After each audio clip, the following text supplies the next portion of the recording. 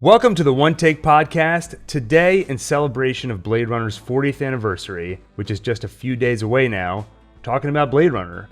I'm Gil, and I'm here with my friend Shehtaaz. Hi everyone, Gil, thanks so much for having me back. Of course, yeah. If you watched our Raised by Wolves Season 2 discussion, then you've met Shehtaaz once before, and that was a fun episode.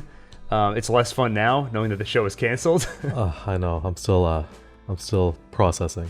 Yeah, but in the meantime, we were looking for more awesome sci-fi to talk about, and I think just like that conversation, Blade Runner has just as much, if not more, fodder to have a philosophical discussion, talk about the various implications of the movie, and dive into it. In case it needs an introduction, I think most people don't need this, but Blade Runner, classic sci-fi movie, credited with creating or at least popularizing many aspects of the cyberpunk genre. You see that game, what's it called? Cyberpunk 2077? Oh, sure, yeah. The visuals of that game clearly inspired by Blade Runner. Right. Directed by Ridley Scott, written by Hampton Fancher and David Peoples, adapted from Do Androids Dream of Electric Sheep by Philip K. Dick. And I read that book, by the way. I had no idea that's what it came from. Oh, yeah. I'm sure we'll get into it. A lot of great sci-fi came from his work. Total Recall, Man in the High Castle, all Philip K. Dick books. So the movie opens with some text that kind of gives you some background. Early in the 21st century, the Tyrell Corporation advanced robot evolution into the Nexus phase, a being virtually identical to a human, known as a replicant. The Nexus 6 replicants were superior in strength and agility, and at least equal in intelligence to the genetic engineers who created them. Replicants were used off-world as slave labor in the hazardous exploration and colonization of other planets. After a bloody mutiny by a Nexus 6 combat team in an off-world colony, replicants were declared illegal on Earth under penalty of death. Special police squads, Blade Runner units, had orders to shoot to kill upon detection any trespassing replicant. And here's where it ends. This is the chilling end of this opening text. This was not called execution. It was called retirement. So that's the opening of the movie, kind of gives you the synopsis. I wanted to start with, do you remember the first time you saw Blade Runner and what you thought of it on your original viewing? Sure. So I watched it when I was pretty young. I think I was like 14 or 15 years old. Watched it with one of my cousins who was a huge movie buff. This is the same guy that got me onto Predator, Aliens. Yeah. So also another guy who's a huge, Which, by the way, fan. Alien and Aliens, Ridley Scott has said that he sees them as taking place in the same universe as Blade Runner. That was one of the points I wanted to bring up today, right? So, sorry for stealing your thunder. Not at all. I figured we'd get into it anyway. So in any event, I watched it when I was 14, 15 years old. Can't recall exactly when, but I mean, I remember loving it. Right? Yeah. And part of it too was because I had kind of viewed it in pretty close kind of proximity to Alien and Predator, and kind of this new genre of like horror sci-fi. So I loved it, and obviously at the time I was young. I didn't really think about some of the deeper philosophical and social commentaries of the movie. I just enjoyed it for what it was. But yeah, now upon multiple other viewings and reviewings, I'm excited to get into it today. And do you remember which cut of the movie you watched? I don't, man. I mean, this was years ago. Yeah. I know there have been several cuts, and we. Do you remember a bored narration from Harrison Ford over the movie? There was no narration. Okay. So you probably saw the final cut. Okay. Which is the one we're talking about today. Yeah, Blade Runner is a really interesting movie, not just because of all the different cuts that are out there, but even in the creation of it, there were like 10 different drafts. And even Ridley Scott and people who worked on the screenplay, Fancher, they'll disagree on certain aspects of the movie. So you have these clashing visions that all come together in this weird movie. And we'll get into some of those details. But if you look on Netflix today, the version you'll see is the final cut. That's the one that Ridley Scott kind of put his stamp of approval on. So it doesn't have Harrison Ford's voiceover. We'll talk about that a bit too once we get into the details. I remember seeing it, and I didn't fall in love with the movie right away. Like, the reception when the movie first came out was pretty mixed. People basically said, great visuals, terrible story. Yeah. I didn't agree with that fully, but I did feel a bit of it, where the movie can be a challenging viewing experience. Like, it takes its time at certain points. And when I was younger and I watched it, there were parts where I got a little bit bored. Sure. And I've seen that complaint thrown around that it's a boring movie. And at least that regard, I can relate the first time I watched it. But it's stuck around. Like, the visuals are so striking. And there is substance there. And it's impossible to get through the whole movie and not feel the tragedy, the tears and rain speech. Yeah. So it's stuck around. And then years later, watching it again and really dealing with the kind of substance of the movie, the philosophical questions, the thought experiment of it, that kept my attention. Sure. So over time, I've fallen in love with the movie. And now I can watch it mostly without getting bored. There are one or two points I'm going to point out as we go through it that don't quite work for me. And I think part of it is those weirdly clashing visions, the many drafts. There are budgetary issues. There were things they wanted to do that got cut. And I think some of the flaws come from that. But overall, I mean, I wouldn't change the movie at this point. You know, it's an awesome movie. So then is the final cut considered canon? If that's Ridley Scott's kind of like rubber stamp, no more changes? I guess so. Yeah. I mean, if you ask the screenwriter, he'd be like, no, you know, what I wrote is canon, right? Sure. But I think ultimately, I've thought a lot in the last few years about screenwriter versus director, because I find it weird that we often know the names of directors, but do not know the names of screenwriters. Yeah, true. Like, everybody knows Ridley Scott made Blade Runner. Very few people know the name Fancher or Peoples. And I've always thought that's weird. Like, they're the ones who came up with the story. Right. But the director is the one that takes what was on the page and turns it into what you see on screen. Sure, they bring it to life. And that's a difficult task because you're trying to corral hundreds of people, and you're the one who has to make those decisions about, okay, we don't have the money to do what's on the page, so now you got to figure out something else to do. Right. So I think if you were to just look at the level of stress and the workload in general, and like a vast generalization, I think a lot of that, it might be a little heavier on the director than it is on the screenwriter. Yeah, you're probably right. I think there's a cutoff point, right? At which point the screenwriter says, okay, here it is. Yeah, now exactly. Go, production team, you know, create it. And then some stuff changes. So I feel like this movie is a combination of visions. But if I were to say whose vision is this movie, I would say Ridley Scott. And so then I guess he would be the arbiter of what's canon or not. Sure. And I even just saying, I feel a little dirty saying that, because then it's like Philip K. Dick wrote the book. So ultimately, all this comes back to him. So it's kind of weird to try and, you know, put it on one person as this is Ridley Scott's vision. True. But we're talking about Ridley Scott's movie. That's true. So maybe that'll make you feel a little bit less. Yeah. Well, and the stuff, I think, without the striking visuals of the movie, the crazy megalopolis, as he calls it, the city they designed, that is part of what has made it such a cultural mainstay. And I do think a lot of that came from Ridley Scott. I think so. I think without a doubt. I mean, you can see his fingerprints all over the thing, right? And especially when you start talking about, you know, this is part of the broader universe, right? You can see parallels and threads between the world of Alien and now this. So, and even the world of Raised by Wolves. Even the world of, yeah, that's true. Rest in peace. Yeah. But yeah, one more thing. I don't, you know, that we could go, we could talk for hours about how this movie differs or is similar to the book. But a couple of interesting things I'll point out is, in terms of what we were just saying about how the city, a lot of that, the design of it came from Ridley Scott. That is kind of opposite of what was in the book. The book took place after World War Terminus. So it was sort of an apocalyptic wasteland. There was very little human life, which is the opposite of what we see in the movie, where it's so insanely crowded. Yeah. So Ridley Scott kind of took it in a different direction. Yeah. But let's get into the actual movie. So we already read the opening crawl. And one thing that stood out to me rewatching this movie after years is, in my head, if you asked me what's a replicant, I would have said, oh, it's an android. But rewatching it, I realized that's actually not true.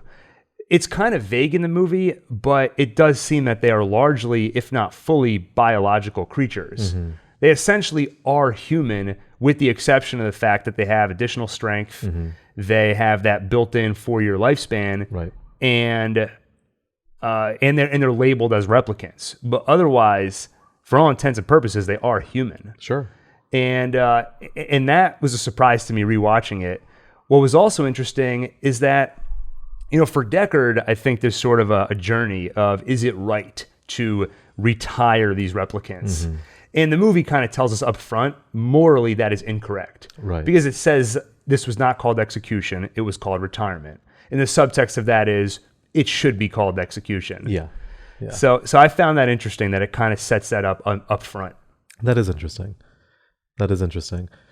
But I guess the one piece there, though, is, I mean, either way, with the 4-year lifespan, right? It's not like they're going to be able to continue their lives right? I mean, that is obviously the central tension and the central kind of conflict is that the main antagonist wanted to prolong his life, right, and wasn't able to, right? He was basically told there's no technological or physical way that we can do that. Right. Tyrell basically tells him, we built you all as best as we could. Yeah. So retirement, just like death, is inevitable. So the movie opens on an overhead shot of that city we talked about. And I mean, first thing to say, it just looks amazing. Yeah, it looks incredible. And it looks like hell. You see fire spitting up from these different, I don't know why, there's just fire shooting up everywhere in the city. The sky's dark and red. They don't say it, but you assume it's probably pollution. And it's always raining. Always raining. Literally. Yeah, always raining. Which I think partially it hides the sets, so you can't see any of the imperfections. True.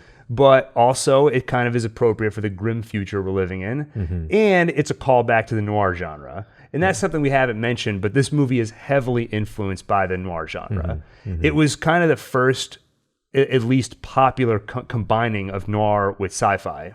Yep. And we'll get to it, but that's why initially they wanted to have that voiceover in there, the hardened detective, you know? Sure. On top of the city looking like hell, you also have that super foreboding score, which the score is another thing we haven't mentioned yet, but I love the score of this movie. Yeah, the score is excellent. Vangelis, right? I think. Yeah, that's right. Yeah. I'm so glad you remembered, because suddenly I was like, I'm drawing a blank. I can't remember his name. Yeah.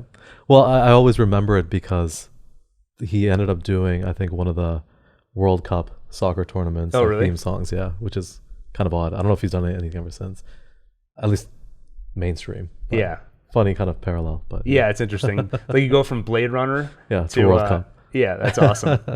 And now, do you remember that when they first showed the city, for a second it cuts to an image of an eye staring?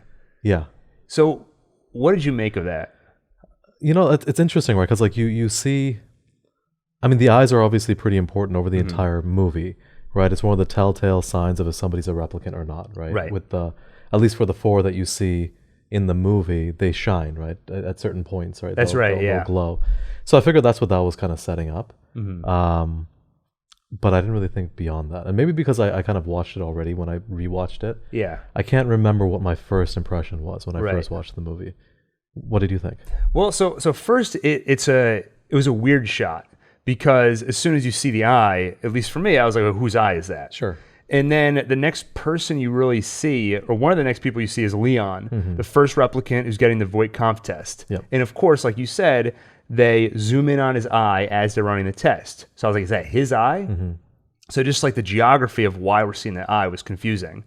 And then I listened to the director commentary, and Ridley Scott's explanation for why he put it in there, it was more symbolic. It wasn't meant to be literal. It doesn't really matter whose eye you're looking at. But it was meant to call to mind the idea of being watched, like Big Brother, Orwellian. He wanted to set up a sort of paranoid, like dystopian kind of. Yeah, exactly.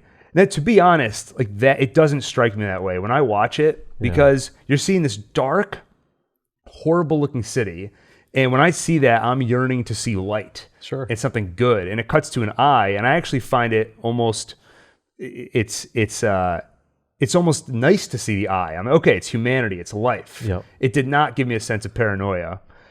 So that was interesting when I heard him say that. That is interesting. I wouldn't have thought that either, that you're always being watched. There's a few non-literal things in the movie. Like even you mentioned how sometimes the replicants, when the light catches their eye a certain way, they'll glow. And Ridley Scott has said that is not meant to be taken literally. Like in the universe of the movie, Deckard does not see the replicant's eyes glow. Interesting. If it did, it would be kind of, what's the point of the Voight-Kampff test? What's the big deal? Right. It would be such a giveaway who's replicant and who's not. It was meant more for the audience. And there are a couple of other examples of that, I think. And this eye at the beginning is one of them, where it's sort of not really important in the universe of the movie. Whose eye is that? It's really just meant for us. Okay. No, again, that's interesting. I didn't think that was intended to be kind of exposition. Yeah. Good to know. Yeah. We see another striking image in this city is the Tyrell Corporation building. Yeah, that like pyramid, like ziggurat looking thing. Yeah, it looks like a big Mayan pyramid. One of the most memorable shots of the movie, I think. Just anytime you see that building, because it's such a cool idea. When you think of a futuristic city, you think of like chrome, You think of like those needles pointing into the sky. Yep. You don't think of an over-industrialized hellscape with an ancient-looking pyramid in the middle of it. Yeah, I thought that was a great touch. I loved it. Yeah. And it kind of also, when you think about, I guess now the other movies or plots that coexist in this universe, like you see a lot of that in like the Predator movies and some of the Alien movies. More modern takes, not the ones that were originally made, but some of the newer Alien and Predator movies, you see pyramids and ziggurats a lot. So that's kind of where my mind went immediately when I rewatched it recently. And I think adding on to that, across all those movies, well, I'm less familiar with Predator, but definitely in Alien and Prometheus, the head of corporations, horrible people, evil. Oh yeah, terrible. And like a megalomania. And so the fact that this guy's decided to build himself a giant pyramid in the middle of the city that just towers like 700 stories above everything else tells you what he thinks of himself. Oh, completely. It's very on brand for these like heads of corporations. Classic Tyrell.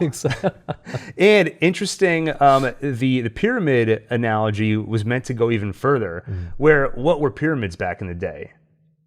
Tombs, right? I was going to say, we think there were tombs. Yeah. So at a certain point, when Tyrell gets killed in this movie, in one of the earlier drafts, Tyrell is supposed to get killed, and then you see on the inside he's like a robot. It's not the actual Tyrell. Interesting. And underneath the pyramid, the real Tyrell had some kind of terminal disease, so he froze himself, hoping to be unfrozen. Cryogenics. Once they have a cure.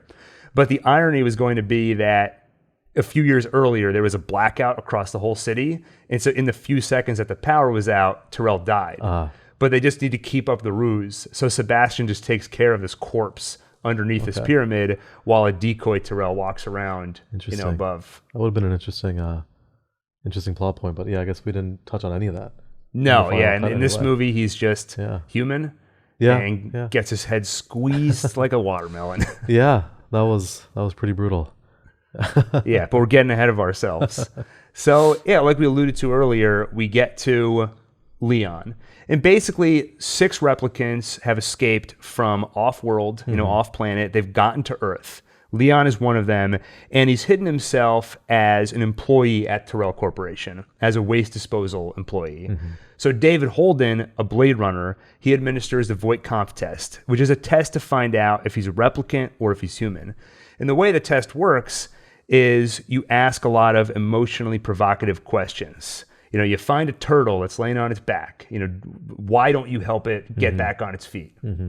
And they're zooming in on your eye, and they're looking for involuntary physical responses that come from empathy and come from emotion. So a human will have certain responses, a replicant, in theory, won't. Sure. So anytime I'm watching the start of a movie, I'm looking for the things that grab your attention. And for me, first we had this crazy visual of the city. And then this scene, it's sort of funny and just sort of weird. Yeah. Like the exchange between David Holden and Leon. Like one part that always sticks out to me when David says, 1187 at Hunterwasser. And Leon's like, that's the hotel. David's like, what? He's like, that's the hotel where I live. 1187 at Hunterwasser. That's the hotel. What? Where I live. Nice place? Yeah, sure, I guess. Just this weird aggression from David and the timing of the conversation. All of it's so weird.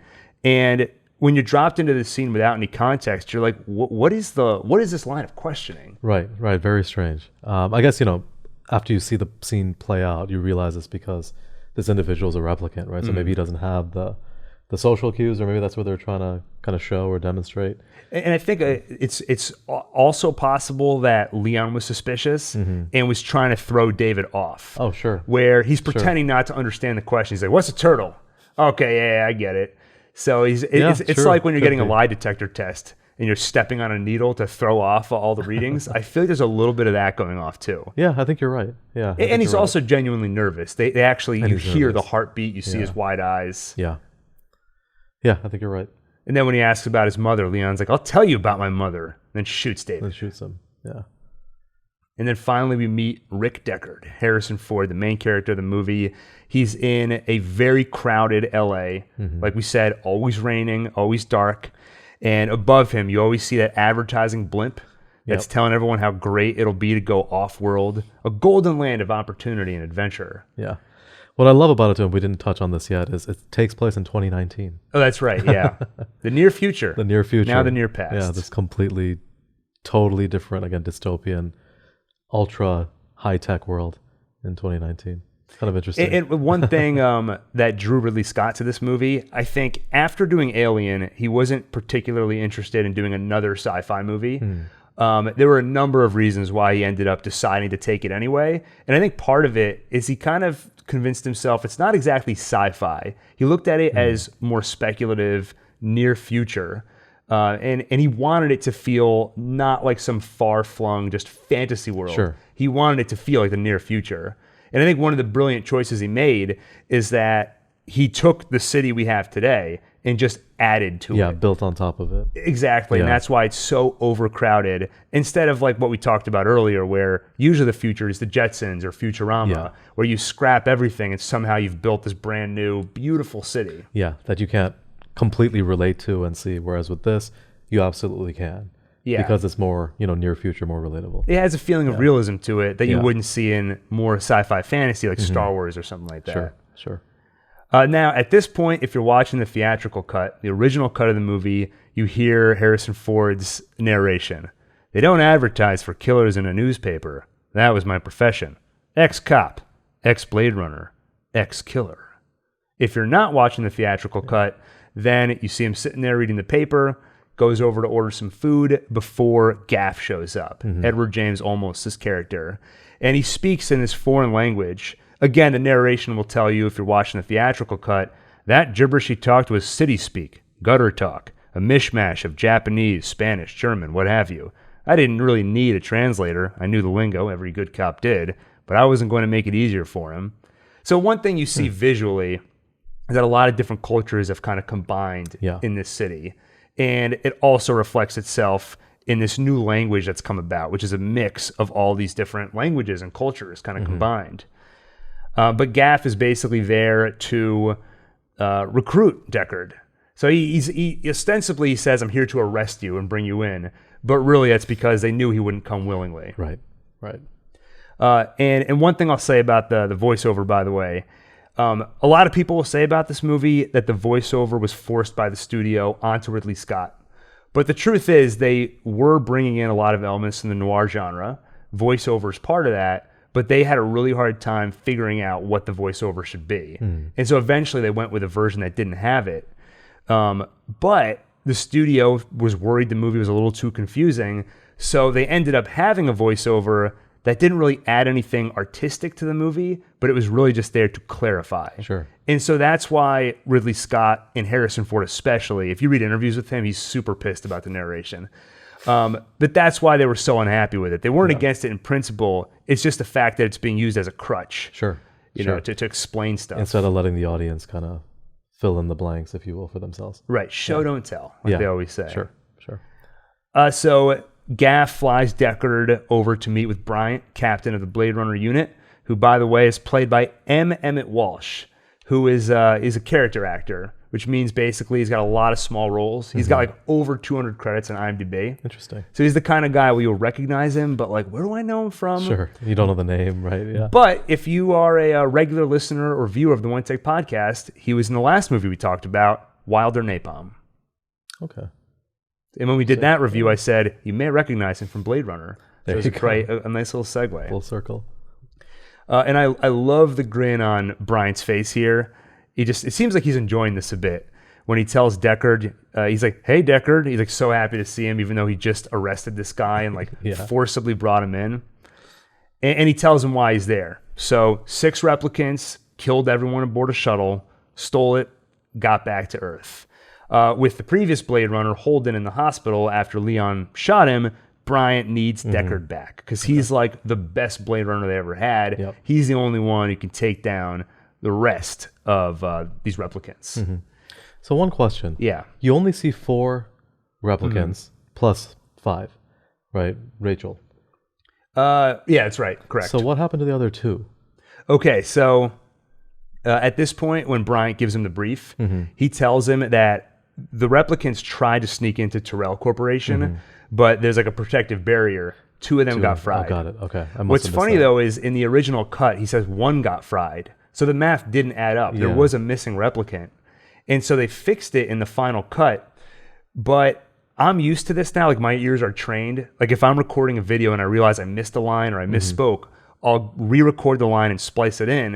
And it always drives me crazy because I can always hear that was clearly from a later recording. Yeah. And so if you watch the final cut, when Bryant tells Deckard 2 of them got fried, Bryant is off camera, and they clearly re-recorded the line. Interesting. So he'll be like, 6 of them tried to sneak in, and 2 of them got fried. Like, if you listen closely, you can tell they recorded that line later. Sure. 3 nights ago, they tried to break into Tyrell Corporation. 2 of them got fried running through an electrical field. But there was supposed to be... So the reason there was a missing replicant in the original cut is because they planned to have a scene early on where one of the replicants, Mary, that was going to be her name, reached the end of her 4-year lifespan. Gotcha. And you were going to see all the replicants kind of standing around her as she's passing away on her deathbed. Sure. And I actually, rewatching the movie, I do feel like we're missing a scene because you never really see all of the replicants together. And it feels a little awkward to me where you'll see one of them or you'll see 2 of them here and there, and you never get the feeling that they're all friends. Yeah. You know what I mean? Right. I feel like it would have helped to have that scene. But again, budgetary restrictions. Sure. That they actually cast someone in that role and were like, sorry, we just don't have the money to shoot this. That's too bad. I think that scene would have done a lot as well, just to show, again, kind of just how human the replicants can be. Again, that kind of camaraderie, family almost unit. They fought to get to where they are. Right. And also just kind of underscoring that 4-year kind of, the clock is ticking very quickly for these guys. It would make that clock feel very real. Exactly. And it that would sense of definitely urgency. get you empathy. You definitely, by the end of the movie, I'm definitely on the replicant side. Absolutely. It would have gotten you there quicker. I agree. I think it would have helped humanize them, right? Yeah. And you'd feel for their cause. Definitely. And speaking of things we don't see, the other thing I think is interesting is that we don't really see the replicants do a lot of evil or a lot of bad. But we know that they slaughtered a bunch of people to steal a ship and bring it here. It feels almost like a cheat to me that they don't show it, because if you saw them just coldly kill a bunch of people, it would be harder to get us on their side. True. And it would have been more impressive if they could show that to us, but still get us to understand their position and side with them. Because logically I can get there. Yeah. Like their lives are horrible. Right. They were The slave created. labor. Yeah, exactly. Yeah. So they did what they had to. But still, viscerally, it'd still be hard to watch a bunch of people get killed. Oh, for sure. Especially, again, I think this is where, they could have set it up in such a way where, who did they kill? Like innocent people? Like they could have done it in such a way where you'd feel more against what they were trying to do. Yeah. Rather than immediately exactly. kind of, defer to say, okay, I can get behind this. Right. And it goes a little bit to what I said earlier, where I feel like we start the movie on the side of the replicants are people and it's wrong to kill them. Whereas Deckard, you can tell he's kind of world weary already, but he does go ahead with the job and start killing the replicants. So he goes on a little bit of a journey to feeling for them and shifting his moral perspective. But it's like he's catching up with us. Yeah. And if we saw them killing people at the beginning, we would have been a little bit more against them and would have gone on the same journey as Deckard a bit. There would have been more of a shift for us in our kind of moral view of them. I think you're right. The audience could have made that shift together with Deckard. That's the next cut of this movie. This is Ridley Scott's final cut, the Gil and Shehtaaz cut. Yeah, the OneTake cut. We'll just take scenes from Alien of people getting slaughtered and just cut them into the beginning. Stick it in there. Yeah. Green screen like Roy Batty in the front, so it looks like he's killing everybody. Yeah. So when initially Deckard doesn't want the job, there's a very noir detective line where he said, "I was quit when I come in here, Bryant. I'm twice as quit now." I just love that line. Great line. And I was wondering, at what point does Deckard change his mind? Why does he decide to take the job? Well, Bryant tells him, "You know the score. You're not a cop, you're little people." And Deckard turns to him, smiles, and says, "No choice, huh?" And I kind of took that as understanding that there's a little bit of a threat where Bryant's saying, if you don't take this job, we can make your life pretty difficult. Yeah, I took the same thing, because you're right. Without that, it's like, okay, well, why doesn't he just walk away? Right. He's clearly not, active anymore. He's left this life behind, and beyond that kind of veiled threat, there isn't anything else. So I think you're right. I think there had to have been something that was known, right? Yeah. Where he's like, okay, well, I got to do this then. And I think he did change his mind so quickly.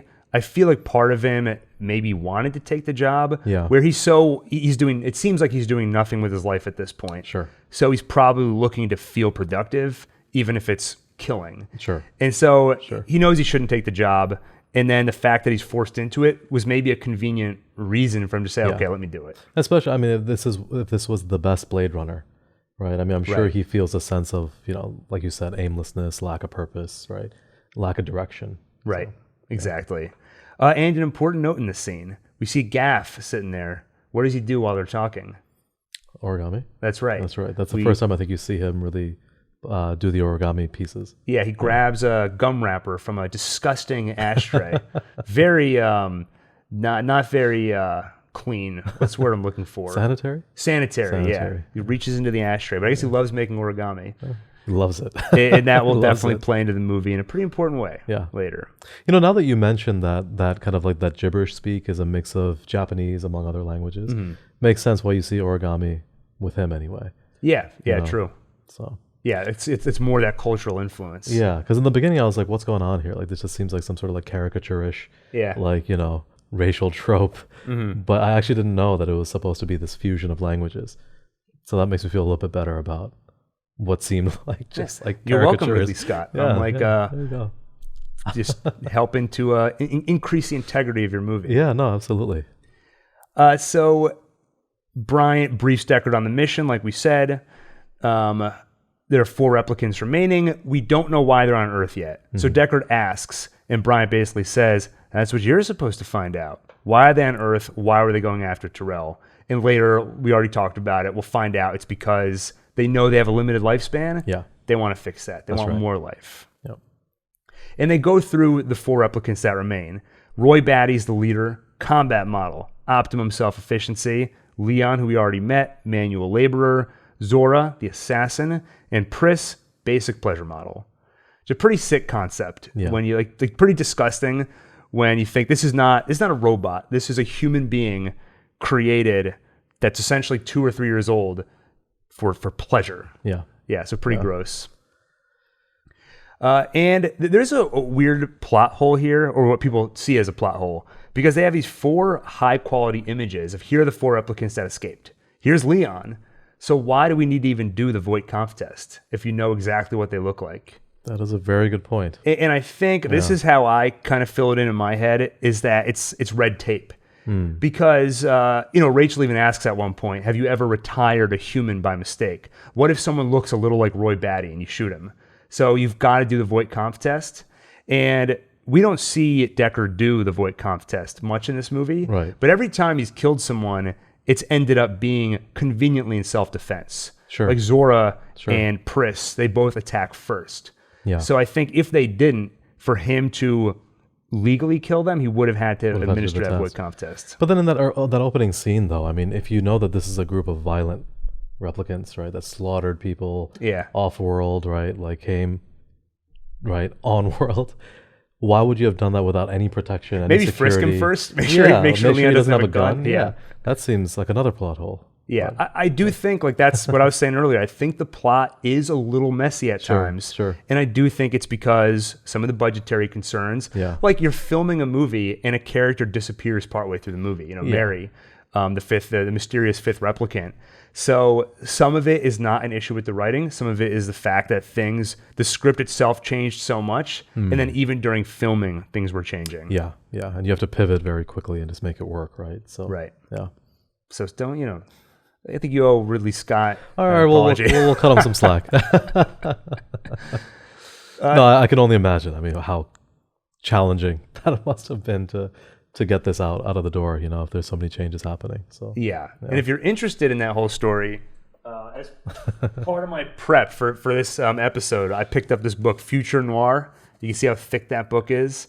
This is written by Paul M. Salmon, who was a journalist who was meant to write one article about the making of the movie, but he became so obsessed, it became like his life's work for like the next 2 decades. Wow. Just chronicling every piece of information he could find about Blade Runner. And as a bonus, it includes a sneak peek for the upcoming Blade Runner 2049.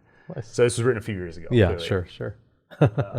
But it's a pretty awesome book. It's if you're at all interested in the making of movies, it's a pretty fascinating read. So did he coin the term future noir, like off of this movie? It's a great question. I'm not sure, to be honest. Because what other movies preceded Blade Runner? I guess that would fall into that kind of genre.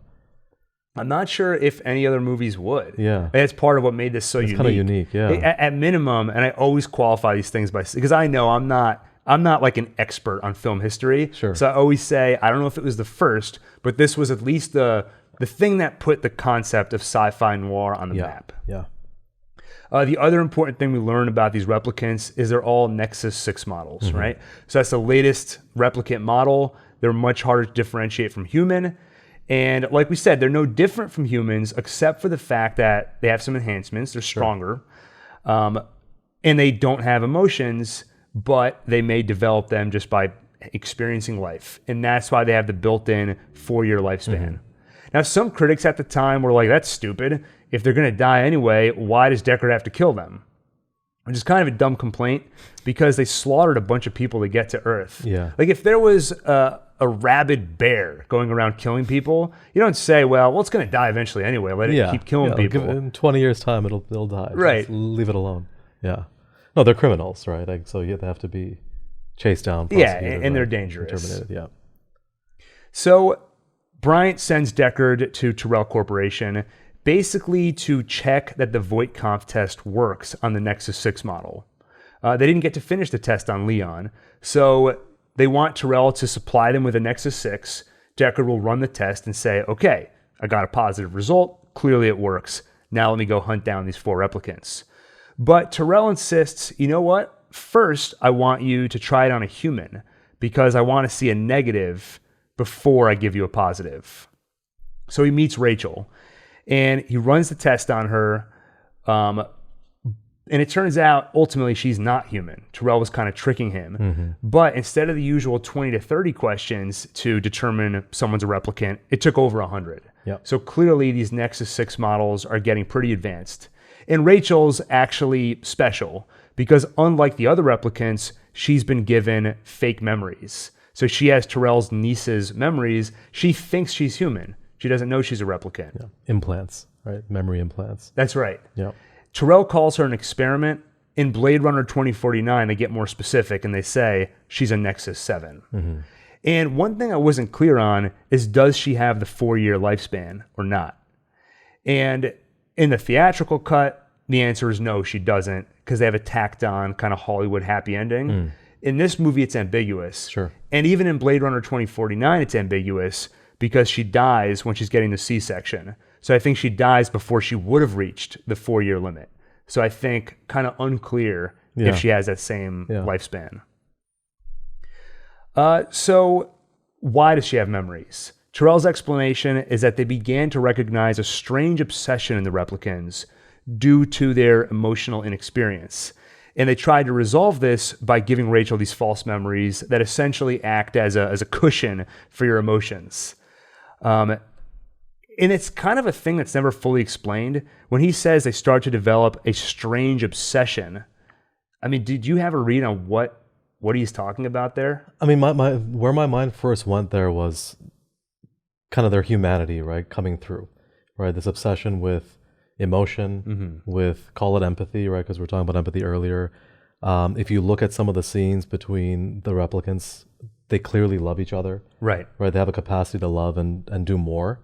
So I think there's an obsession with what it means to be human, to have a soul, to have a consciousness, to have feeling, emotion beyond just whatever your programming or whatever your kind of purpose or your function is. Right. So for us, what would just be the natural longing for meaning in life? I think so. Which is not appropriate for a replicant. Right. So he writes it off as this bizarre obsession, like a virus almost. Yeah.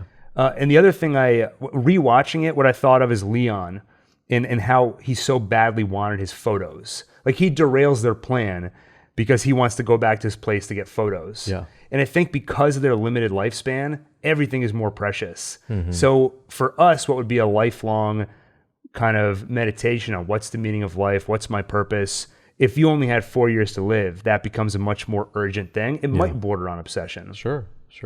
But if you don't realize that you have this very limited lifespan, if you have all these memories, these implants, it wouldn't feel as urgent. It would be more in keeping with just a normal human level of curiosity. Right. So Deckard and Gaff, they next head to Leon's hotel to do some investigation, and Deckard finds a little scale in the bathtub. And just a fun fact, that's not Harrison Ford in that scene. Interesting. Apparently he wasn't available that day, but they realized that his stunt double, Vic Armstrong, looked enough like him that many of the shots are just his hands, picking up the scale. And the one part where you see him, he's kind of a dark silhouette. So they got away with not showing that it's not Harrison Ford. Yeah, interesting. Got that from the book here. And while we're there, Gaff creates another little origami-like figure, that little matchstick man. Yeah. Which I think it's a little bit of a challenge to Deckard. Like, do you have what it takes, or are you just a pitiful little matchstick man? Sure, paper tiger. Yeah, I found that entire scene to be really cool. It's kind of convenient how he finds the scale, but it's fine. we can move past that. And then I love what he ends up. I mean, that's when you really start to see kind of like the detective, right, and how he's able to figure and piece things together. But yeah, that is true. That the matchstick man is like the first time I think you see a animal. Or that's true. Right? Yeah, it's the first time it's It's one of the issues with detective movies, at least in the modern age. I feel like you never see enough actual detective work, especially in the Batman movies, which I know they tried to resolve somewhat in the newer one. And Harrison Ford talked about that when he first got the script. He's like, we got to see this guy do some actual detective work. So that's, I think, part of what they're trying to accomplish in this scene. Yeah.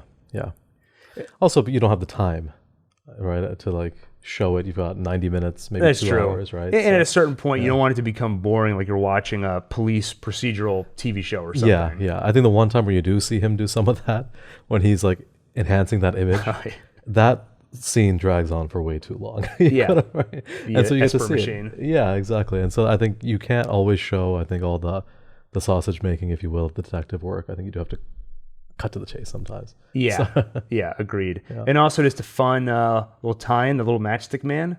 Ridley Scott would go on to direct the movie Matchstick Men, starring Nicolas Cage, but the role was originally offered to Harrison Ford. Fascinating. Had no idea. Yeah. And while they're looking through Leon's room, Deckard finds a stack of photos. And these are, so I got confused the first time I watched this, because later you'll see Rachael's photos, and those are fake. Or they're real, but they're pictures of Tyrell's niece, and she thinks they're pictures of her. Leon's photos, though, are all legitimate, and they're all photos that were just taken in the last 2 or 3 years. So he does not have any of those fake memory implants. Right. Yeah, I definitely got confused by that, too. I had to go back and forth, I think, mentally, right, to figure that part out, that these are actually his, that he took. It would have helped. Some narration. Yeah, some narration and some exposition would have been handy. That's true. I do love how they're like Polaroids. Yeah, that's true. In this like hyper advanced like technological situation. It's a really weird world because clearly it's the future, but it has all these like elements that feel very old fashioned. That's right. Yeah.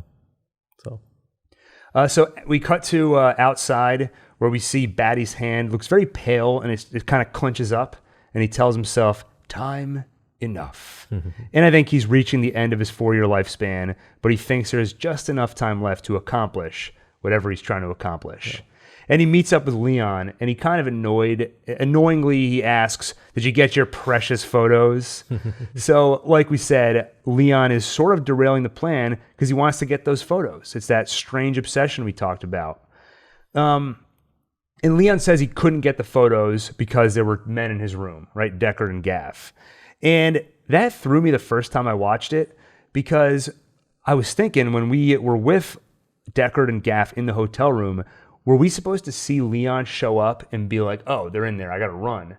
Yeah, there's none of that. So no, there is actually, it's a blink or you'll miss it. Okay. There's a cut to, it's a distant shot, so you might not even realize it's Leon, but you just see, like from the top of the building, it's looking down at the street, you see Leon walk up and kind of look up.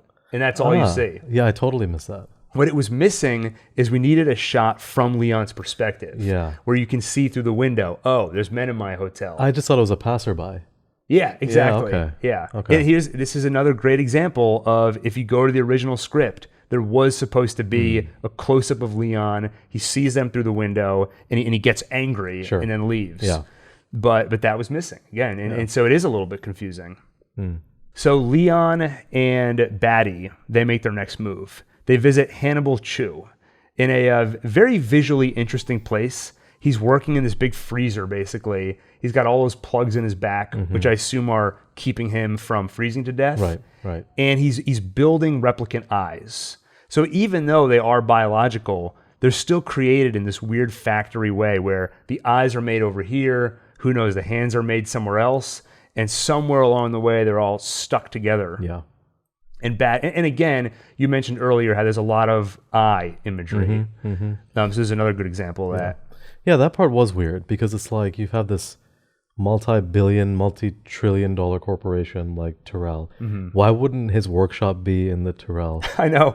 corporation? The 700-story building. Yeah, why doesn't he have his own lab, a team? All we see in that building is Rachael and Tyrell. Like, what is going on in that building? Yeah, I imagine replicants are probably the major industry right now. And he has this kind of underground lab in Chinatown. They're studying xenomorphs in that building and predators. And maybe, probably. Yeah. Possibly. Well, that's what Ridley Scott said about the connection. He was like, in Alien, you know, people have left Earth. And there's got to be a reason why Earth was so terrible they had to leave. Sure, yeah. And Blade Runner's world could very much be the explanation for that. Yeah, the leftover on-world. I mean, the first time where they said off-world was when I immediately kind of thought Alien. Yeah. You know, so... Anyways, I'm sure we'll get into the threads and the parallels. Definitely. Yeah. And speaking of off-world, Batty, he walks into the room, and he has a very poetic way of speaking. He's a very fun character. He says, "Fiery the angels fell. Deep thunder rolled around their shores, burning with the fires of Orc." So Shehtaaz, what the hell is he talking about here? Whenever I think orcs and fire, I think Lord of the Rings. But it's also like, I think he's just being dramatic, I guess. Yeah. But again, he's on a what he considers to be a existential, quest. Right. Right. To liberate himself, to liberate the other replicants. So he probably feels like he's gonna, he's exalted upon high, or to do this thing. Hence the language. Yeah, I think it's all spot on. And I think the humans in this movie feel less human than the replicants, right? Deckard is like a blank slate of a character. Yeah. And then here we see Roy Batty speaking in this very colorful way. Yeah. They feel much more interesting than the humans. And I think that's pretty intentional. Philip K. Dick wrote the original book, and who knows how many of his ideas survived across, the 10 different drafts as filtered through Ridley Scott's vision.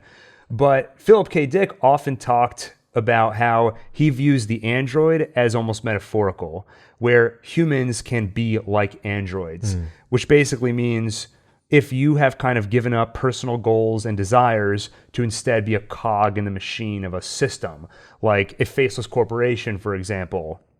Or if you lose empathy and you act in a horrible way towards other people, you have become the metaphorical android. So I think in this movie, Deckard and the other humans we see that are just perpetuating the replicant system, they are the metaphorical androids.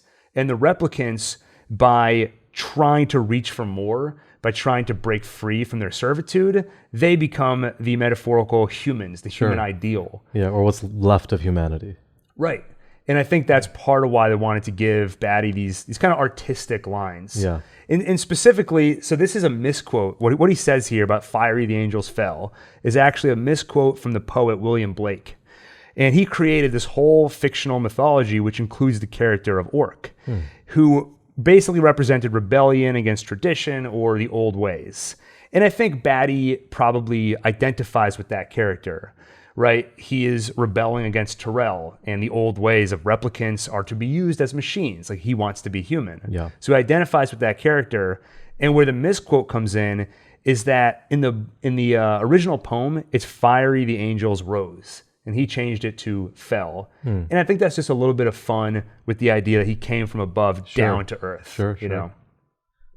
So they interrogate the scientist, and they ask how they can get to Tyrell. And Chow tells them to go see J.F. Sebastian. And one thing that always makes me uncomfortable in this scene is that the first thing Batty does is unplug Chow, take off his coat. So he starts to freeze to death, basically.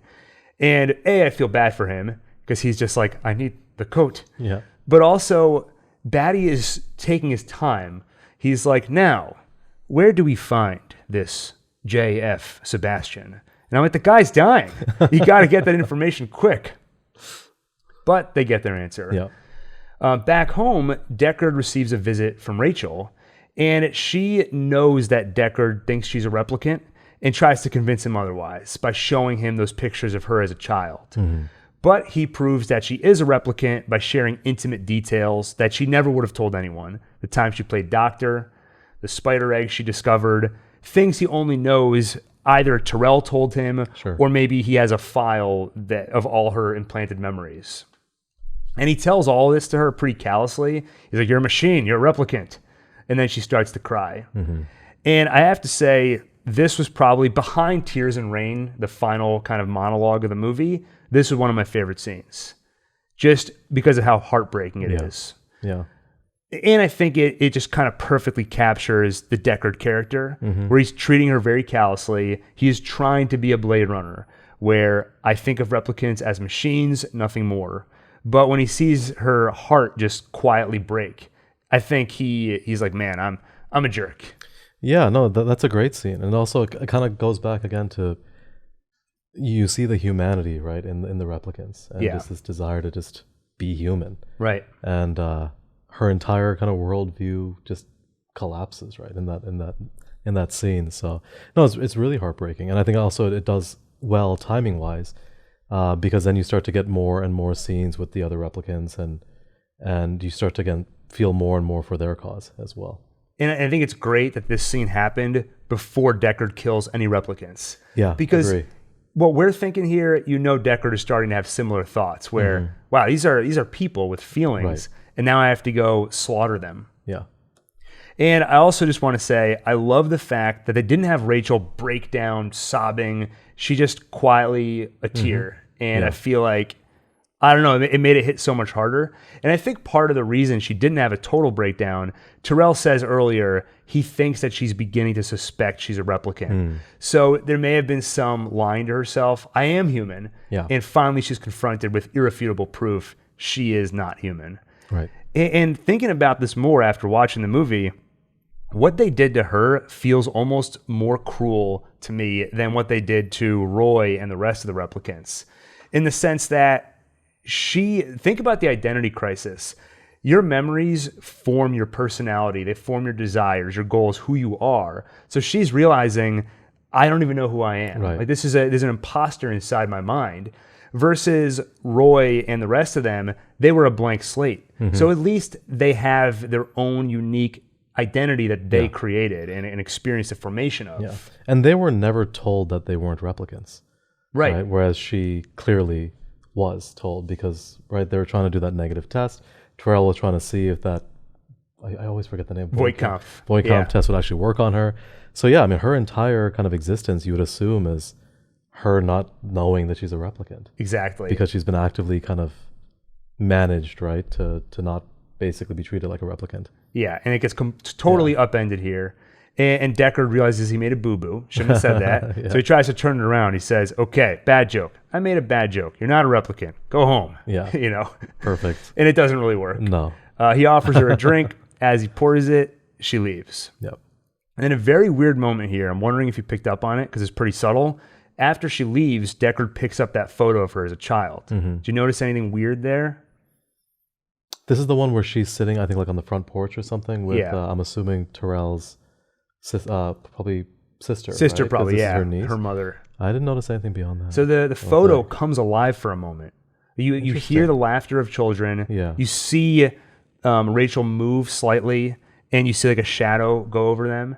I did not catch that. So earlier when I said there's some stuff in this movie that's not literal, I think this is another example. Okay. There's the eye at the beginning. There's the glowing eyes of the replicants. This is another thing where I don't think Deckard saw the photo come alive. I think that was purely for us.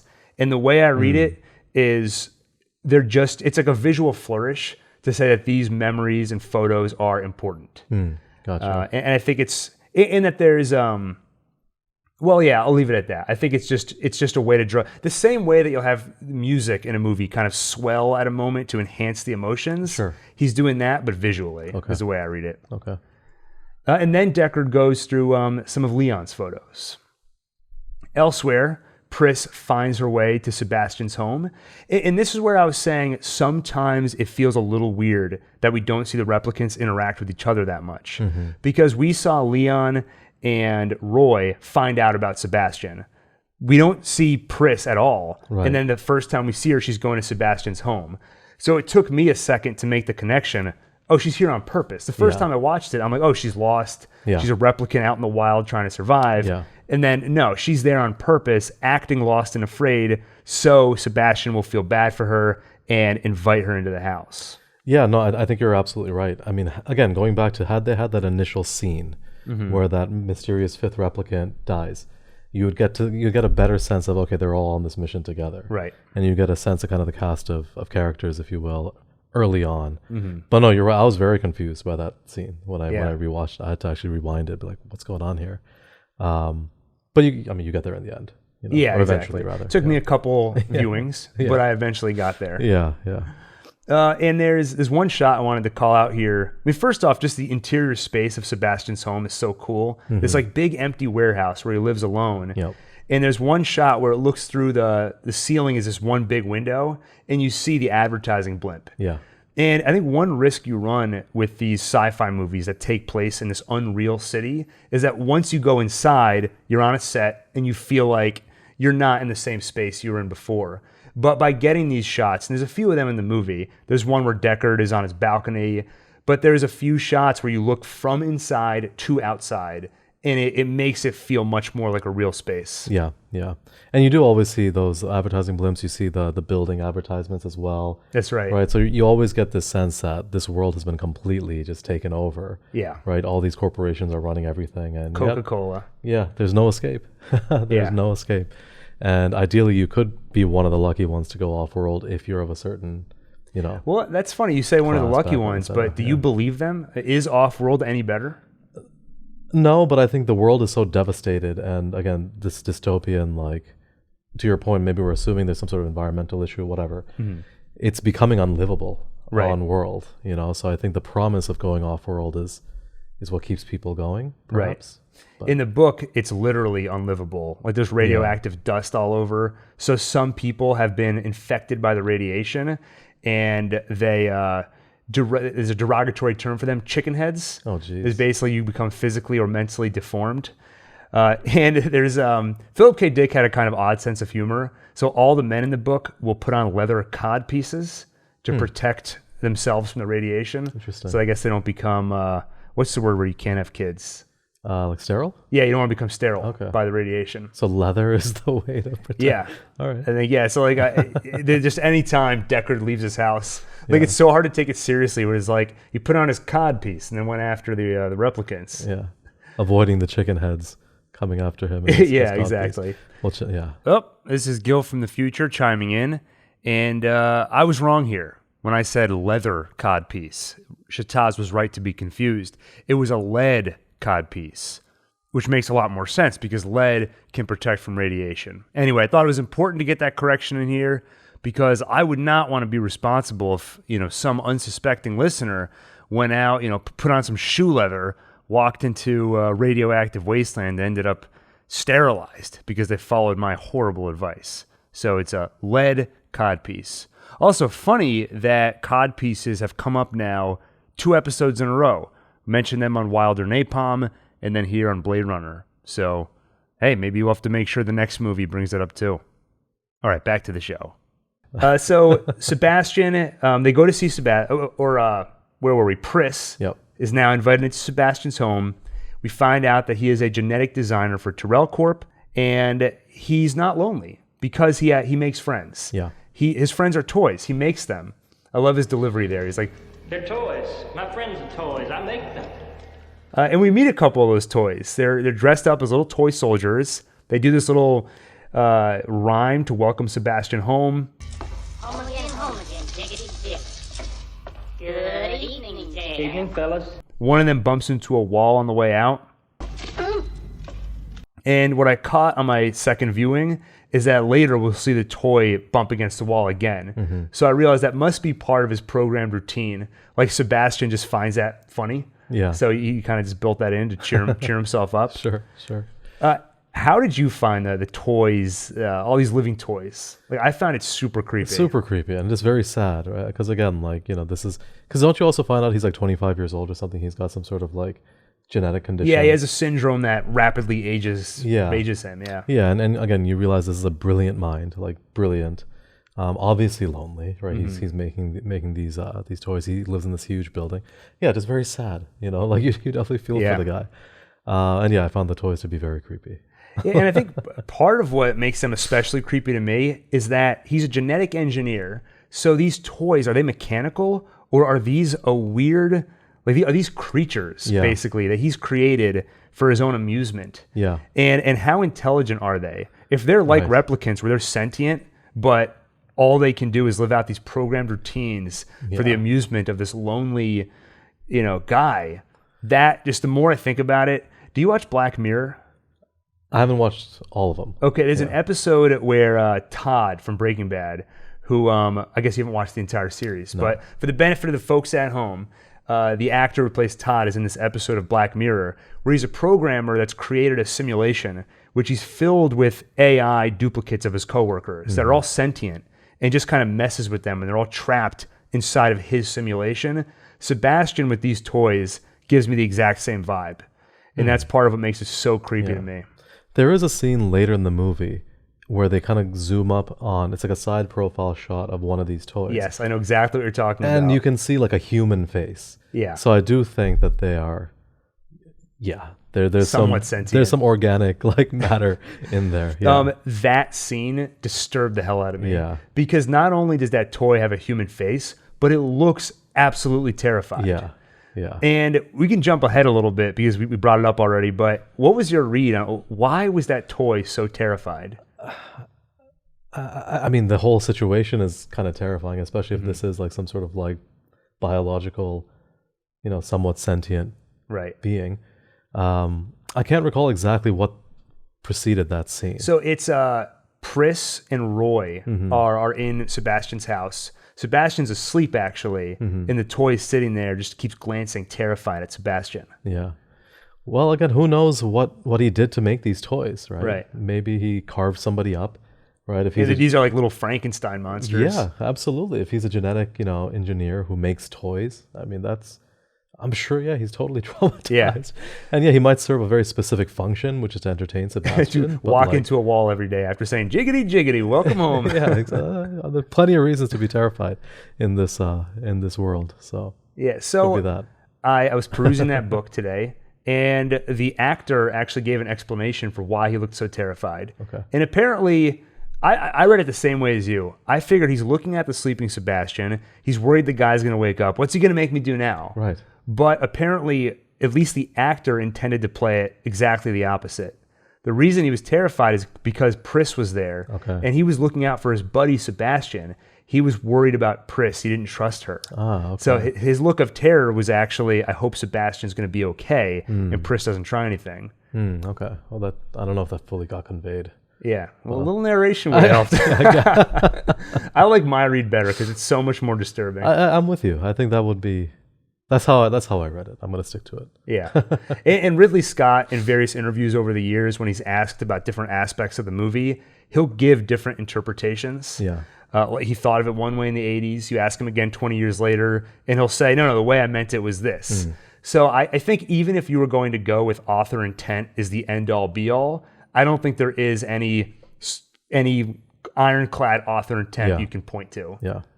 And I think, look, I mean, and we'll talk about this, I'm sure, when we debrief the entire thing, but I think that's a sign of a good movie and why it's a classic, right? Is that there are different ways that you can interpret these things. It's not cut and dry. You don't always get the exposition. It's not obvious what may be the intent of a particular scene or what, the director wanted versus the writer. It's really kind of up to you in certain cases. So I think it's a good thing. Yeah, 100%. Yeah. Back home, Deckard is drunk, slumped over at the piano, plays a few keys, and then he has a dream. What does he dream of? The unicorn, right? Yeah, running through the forest. woods. Yeah, that I found very bizarre.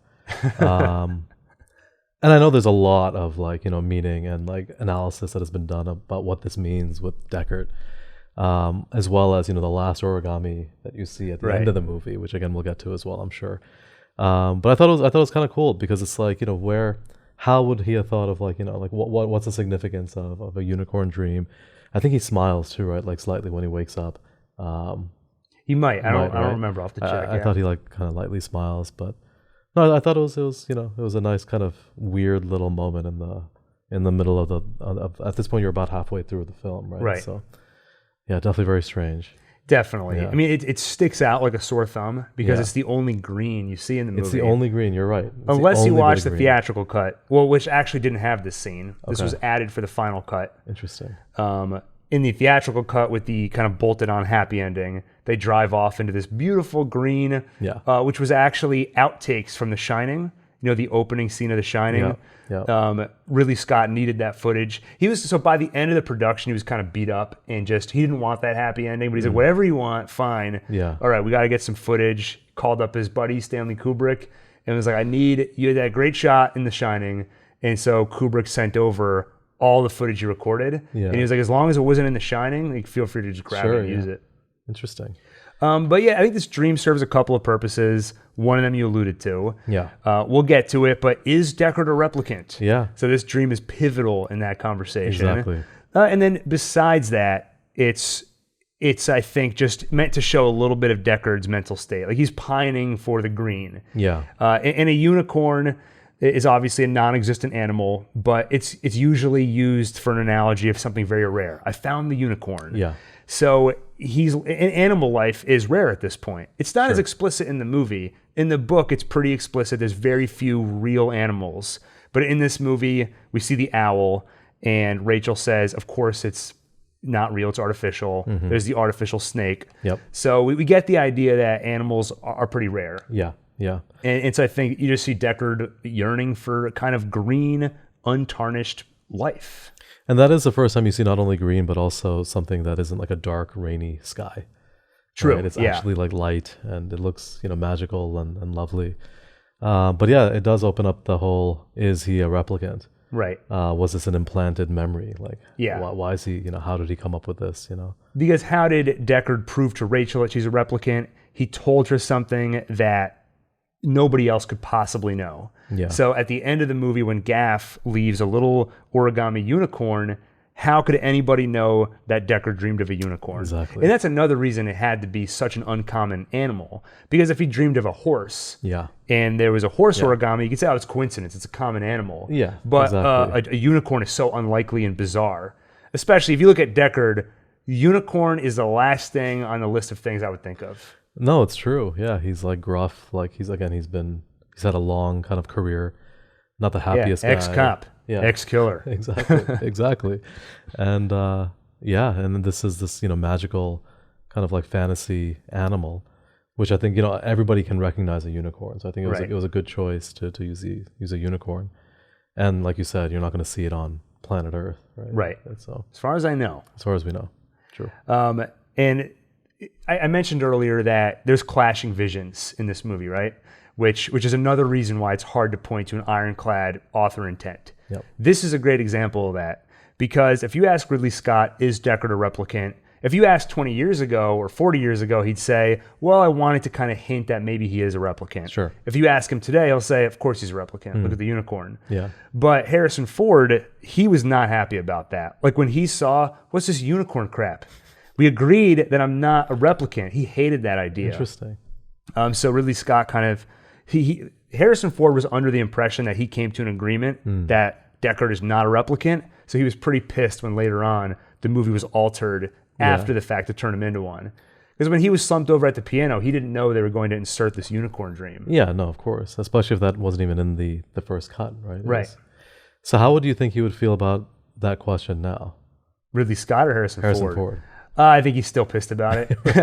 In the book I showed earlier, there's an interview with Harrison Ford, and he has a reputation for being pretty gruff and difficult in interviews. And he doesn't disappoint in this one. Like, anytime the author asks him a question, I'm like, well, "What do you think about this, Harrison?" And they'd be like, "What do you think about it?" Or he'll give a lot of short answers, and he seems pretty bitter still about the Deckard being a replicant thing. Interesting. But we'll get to that. Yeah. So Deckard wakes up, and like you mentioned, that special Esper computer earlier, he takes one of Leon's photos, inserts it, and this device lets him zoom in on the photo. And not only, people roll their eyes when you zoom in and enhance, this lets him turn a corner and actually go into another room inside the photo. And basically he spots Zhora, another one of the replicants, and she has a snake tattoo on her face. Yep. So Deckard hits the streets, and he prints out a copy of the photo. Yeah. And that's the scene I meant earlier, which is like you start to see some of that detective work, like sausage making, and it just dragged. Like, what I mean? Like, especially since it's it's kind of silly. Yeah. Like there's no way, you cannot concoct a sci-fi reason why this machine would work. And Ridley Scott talked about that in the commentary, where he basically said, with this sort of movie, you hope at some point you kind of earn the audience's goodwill, where you get them so invested, you can start to take leaps like this and not have to explain every little thing. Sure. So Ridley Scott would say, this is on us. We should be fine with this. I mean it didn't bug me, but it does get a little bit like, I said, at times the movie is a challenge. It's a little bit slow. The first time I watched it, this is probably a point where I was like, all right, come on. I think it could have been 30 seconds shorter. Yeah. No, but look, it's got its flaws, but we'll look past this one. There is also the question of, if he has high quality photos from the records, like, he knows who Zhora is. Why does he need this very low quality image of her? And again, headcanon, why would he need that photo? They could disguise themselves. And like in this case, for example, she now has a snake tattoo. So this is a more up-to-date photo that he can show people and say, have you seen this woman? Do they ever tell us how long they've been on Earth? In my mind, I have like 3 days. I feel like I read that somewhere. Yeah. I don't think they've been here long. As well. Like they had just gotten there, right? Again, this is this like urgent, like existential like quest, right? That this guy's on. Time is ticking. They don't have a lot of time because they're dying. But then, when you go and you see Zhora, like she's like working at this place. Yeah, she's landed a job. So she's landed a job, right? I don't know. It seemed that's the time where I started getting a little bit confused around like, okay, but how long have they actually been here? And even in the beginning, it actually took me a moment to remember, okay, wait, this is one of the replicants. Right. That's how kind of disjointed I was from that kind of connection initially. And that's, like, we've said it a few times, but I really think if I could add anything to this movie, it would be more scenes of the replicants together, so you get the idea that they're coordinating and working as a team. Yeah. So Deckard hits the streets, and he asks someone to analyze that scale he found in the bathtub, and he learns that it belonged not to a fish, but an artificial snake. So he goes to the snake maker, finds out it was sold to someone named Taffy Lewis. So he goes to Taffy Lewis's bar. So here's the detective work, each link in the chain. He shows Taffy a picture of Zhora with the snake tattoo, and the guy claims not to know her. Then he looks at a picture of the young Rachael, gives her a call, invites her for a drink. So clearly she's on his mind, but she hangs up on him. And a performance begins. Miss Salome and the Snake. I don't know if I'm pronouncing that right. But the guy announces, watch her take pleasure from the serpent that once corrupted man. And then we kind of cut to after the performance, and we find out this is the persona that Zhora's taken on. Yep. She's a performer here, and she performs with this artificial snake, which apparently was a real snake that belonged to the actress. She just liked snakes and had a bunch and brought one in. Oh. There's a fun moment here where Deckard puts on a fake kind of, I don't know, how would you do, like a nebbish voice? Yeah. He pretends to be with the American Federation of Variety Artists. Excuse me, Miss Salome, can I talk to you for a minute? She pretty quickly gets suspicious and attacks him. I think she would have killed him if not for the fact that other people walked in. Yeah. So instead, she runs. She's pretty scantily dressed, scantily clad. Puts on a raincoat, but it happens to be completely see-through. Yep. So she's running through the streets, and we've seen how crowded the streets are. But when you get to a chase sequence where Deckard just has to constantly push people out of the way, you feel like the claustrophobia and how crowded those streets are in a way you hadn't felt it, at least for me, up until this point. Yeah. Well, for me, that chase scene was when I first started realizing, okay, this guy is retired. he is not nearly as good at this as he used to be. Yeah. Right? Because like he kept bumping into people. He was just shooting wildly into I know, crowds. this big crowd. Yeah, and I was like, wait, is this guy was supposed to be the best Blade Runner? Like he's definitely past his prime. Right. And I think you can start to see that for the first time during these kind of scenes. Because I mean, not only did he obviously got physically bested, right, by a replicant. It'll happen again shortly after, a couple times more, and it just seemed like sloppy, right? It seemed a little bit loose and sloppy, but yeah, I completely agree. That sense of just like, oh my gosh, this is this like suffocating situation. Yeah. Where this overcrowded, decaying city. Reminds me of Jon Snow, Battle of the Bastards. Yeah. When he's getting buried in that pile of bodies. Great scene. Great scene. Before they ruined Game of Thrones. Well, they're gonna fix it though with the new Jon Snow spinoff coming up soon. We should do a podcast on that at some point. Yeah. Stay tuned. Yeah. I also think Deckard is distracted by a dame, Rachael. Yeah. She just shot him down. He's thinking about her. He's thinking about our replicants' people, and now he's got to chase Zhora. Yeah. So the scene ends with him shooting her in the back. She crashes through multiple windows, gets up, and he shoots her in the back again. And the scene hurts to watch. Yeah. It does not feel like we got the bad guy. Mm-hmm. It just feels like gruff Harrison Ford executing, shooting in the back, this innocent, vulnerable woman. Yeah. And I kind of joked about it feels a little male gazy to have her like basically in a bikini and then a transparent raincoat. Yeah. But just viscerally, it just makes it feel all the more horrible when he shoots her. Yeah. Just because she looks so vulnerable and it doesn't look like a threat, and then he shoots her in the back. Yeah, I mean she's running for her life, just running away. Yeah, you're right. It's a tough scene. You don't feel good about it. Not at all. Yeah. And I don't think Deckard feels good about it either. Yeah. He kind of walks up, gets a closer look at her body, and looks very disturbed. Yeah. And we see that Leon is standing nearby. He's always standing, like watching things from a distance. Yeah. But he witnessed the execution. And the look on his face is also a gut punch. Like I think it would have benefited from actually seeing them together. Mm-hmm. But we know they were together. She was in the background of his photo. That's right. And he looks like he just witnessed the loss of a friend. Yeah, or potentially a lover, right? Potentially, that's kind of what I thought was that they loved each other. Mm-hmm. Yeah. Yeah, I definitely think that. I think so. I read it the same way. Yeah. You actually see Leon's lips moving in that scene, and the actor said that he was whispering under his breath, "He must die. He must die," because again, he now wants revenge on Deckard, who he's now realized is a Blade Runner. Yeah. So we get Deckard versus Leon. Deckard goes for a beer, orders some Tsing Tao, which is one of China's largest breweries. Mm-hmm. Ridley Scott learned about it on the set of Blade Runner and now drinks it regularly. Interesting. Fun fact. Yeah. Gaff shows up and smacks Deckard with his cane, takes him to meet Bryant. Deckard, you can tell he's done. He just wants to go home. But Bryant is all smiles. He's like, this guy's a one-man slaughterhouse. Only 4 more to go. Mm-hmm. Deckard's like, what do you mean 4? 3 to go. But no, Rachael apparently ran away, so now she's on the list of replicants that Deckard is meant to kill. Yeah. Yep. So they leave. They leave Deckard, and then he spots Rachael nearby. As he goes after her, Leon grabs him, beats Deckard up, and asks how long he has to live. Deckard tells him 4 years. And Leon says, more than you. Painful to live in fear, isn't it? Nothing is worse than having an itch you can never scratch. And then he says, and I think this was improvised by the actor, wake up, time to die. Before he can kill him, Rachael shoots him in the head, kills a replicant. So nothing is worse than having an itch you can never scratch. What did you read into that line? What did he mean there?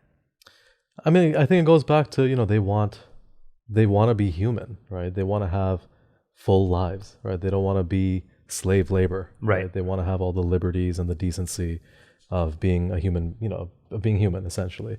So that's what I took to mean, right? That itch, that I'll never be fully human. Right. We all have that, like we talked about before. We have that longing for more life, experiences, connections, purpose. Yeah. And they're just waking up. For the first couple years of their lives, maybe they didn't have these feelings at all. Right. And just as they're starting to develop them, they're starting to have this itch, they know they're about to die. Yeah. So that's the itch he can never scratch. Yeah. So he gets killed by Rachael.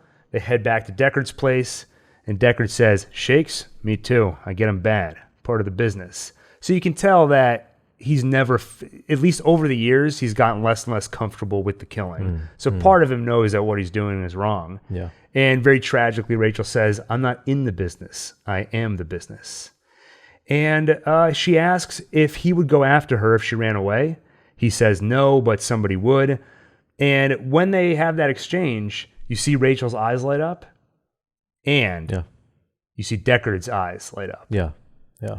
So that, of course, up to this point has been a signal that you're looking at an artificial creation like the owl or a replicant. Now, at the time, it was unclear if that was intentional or not. Were Harrison Ford's eyes supposed to light up? Today, Ridley Scott would say it was on purpose. Right. But back in the day, Harrison Ford always said it was an accident. You know, they had the light set up and he accidentally stepped into her light. And like I said earlier, years ago, Scott would have said, I kind of wanted to hint at Deckard being a replicant. So now he's kind of changed his tune and he says that was totally intentional, of course. Right. Yeah, I meant it all along. Yeah. And that's not the only hint, even in this one scene, that he may be a replicant. She also asks if he ever took the Voight-Kampff test himself. He doesn't answer the question. She goes to the piano and sees a lot of photos that Deckard has kept. So again, he has the same attachment to photos that Leon and Rachael show. So is Deckard a replicant? In this one scene, we get the light in the eyes, he avoids the Voight-Kampff question, and we see the photos.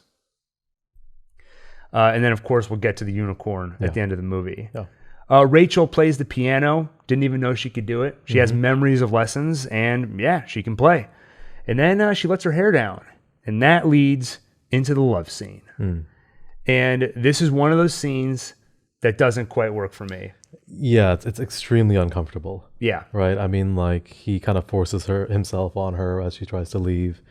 One, also, it's happened so quickly. Yeah. You know what I mean? I mean, like, this is one where, I mean, forget exposition. Like, it just seems so forced. Yes. Right? I mean, you've met her twice.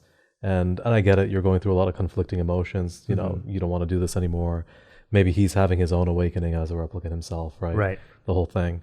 But there's very little chemistry between the actors, right, to begin with. And it just seemed, again, very, very forced. If I were to compare it to Game of Thrones, it was like Jon Snow and Daenerys, right? How they managed to kindle a love story in like an episode or two. It felt very similar. It just felt very rushed and very forced. Let's say, in terms of how quickly it happens, that doesn't bother me too much, just because both of them are in such a desperate situation. The world is this horrible, dark place. Yeah.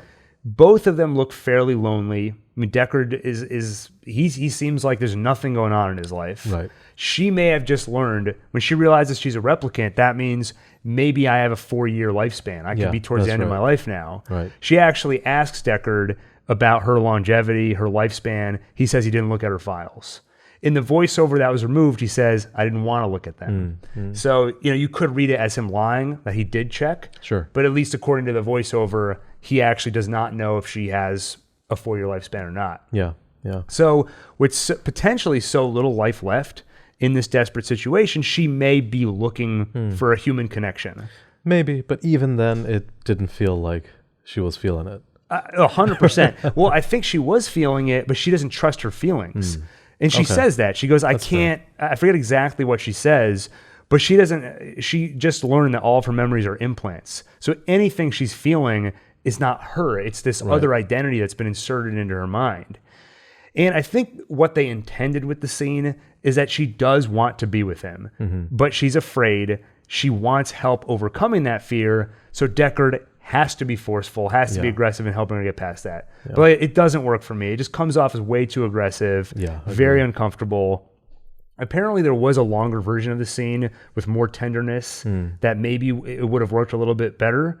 But I have my doubts, because if that scene existed, why is it not in Ridley Scott's stamped, final cut?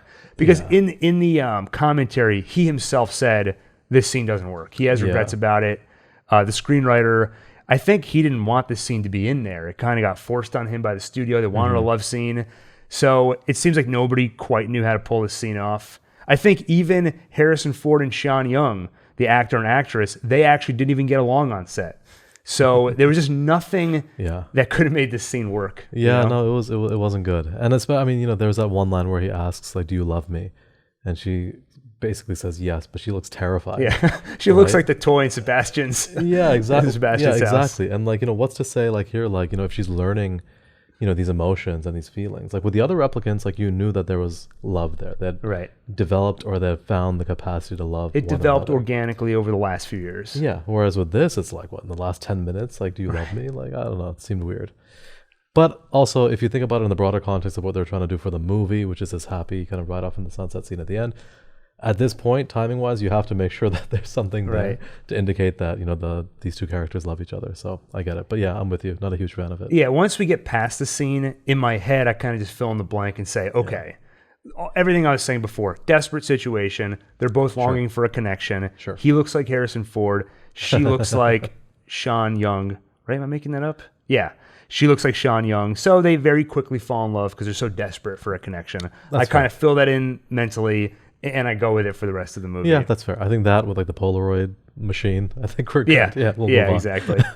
So we cut to Pris at Sebastian's place. She spray paints her eyes to look like a raccoon while Sebastian sleeps, surrounded by his toys. We get that one toy soldier with a long nose just looking horrified. Yeah, like trembling, shaking. Yeah, This is also where we learn that he has Methuselah syndrome, which ages him rapidly. And then Roy shows up and kisses Pris. He stops himself from crying as he tells her that they're the last two replicants left. The others are dead. And I also think Sebastian probably has a little bit of a crush on Pris. Yeah. So I don't know if he loved seeing Roy just stroll in and kiss her. Yeah.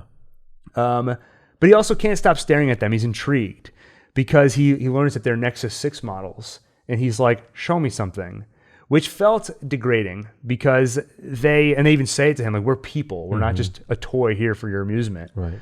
But eventually they get down to brass tacks. What are they doing here? They want Sebastian to get them to Tyrell. And after some convincing and some of Pris's charms, he agrees. And this is also where we finally learn what they're actually after. They know their time is limited and they want more life. They want to extend that 4-year lifespan. Tyrell built them, so maybe he may be the only one that can fix that defect. So here's the plan they come up with. Sebastian has apparently had an ongoing chess game with Tyrell. So he's going to stroll into Tyrell Corp and say, hey, I'm here to tell you my next chess move. Yep. And so Tyrell says, you better come up. So that scene is another one that always felt kind of silly to me. Yeah. And a little bit too easy. And I don't feel bad saying that because the screenwriter agrees. Apparently, the original plan was supposed to be that Sebastian was delivering an artificial griffin to Tyrell's estate for Tyrell's son, I think. And when he makes the delivery, he was going to sneak in Roy and Pris. But instead, they went with the chess game ruse. I mean, the original would have made more sense. Especially, again, if you think that this guy, Roy, is like a fugitive criminal, and they can just stroll into no Tyrell security cameras. No security cameras, and they can take a direct elevator to where the head of this corporation sleeps. It's amazing. Though I do love just another design thing about that pyramid. The way the elevators are on the outside is just a really cool, again, design choice. It is really cool. I mean, I love everything about the look and feel of that building. It's awesome. Yeah. So once they get in, Roy asks for more life. Tyrell tells him it can't be done. We designed you all the best that we could, and we just could never find a way past that 4-year lifespan. Roy keeps throwing out different suggestions of stuff we can try, and Tyrell has an excuse why each of them won't work. Yeah. So my question here, do you read him as being honest? Or if he wanted to, like, did they really do their best and they just cannot get past that 4-year lifespan? Or if he wanted to, could Tyrell extend their life? I feel like if he wanted to, he could. Right. Yeah. But then I go back and forth, which is like why he heads up this mega corporation. It would be in his best economic kind of interest to extend their lives too.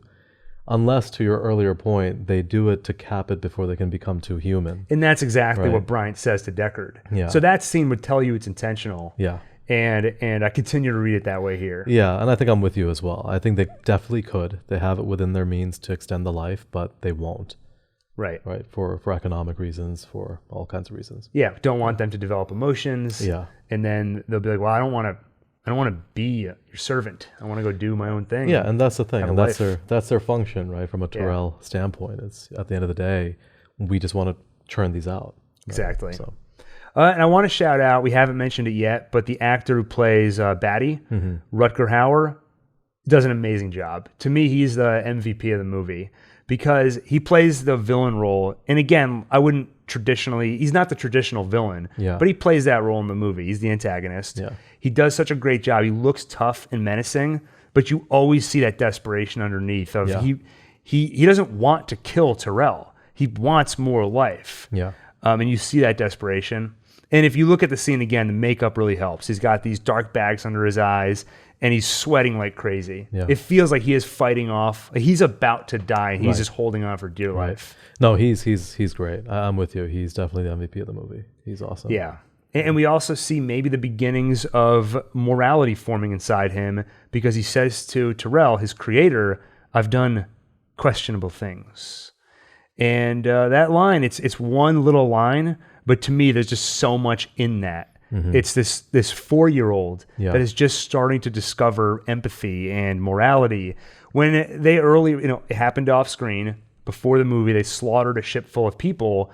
He maybe didn't know what he was doing. What does it mean to kill something? Yeah. So he kills all these people and then later starts to learn what it means to take a life. And now maybe he's starting to think, I don't know, maybe that wasn't that great of a thing I did. Yeah, yeah.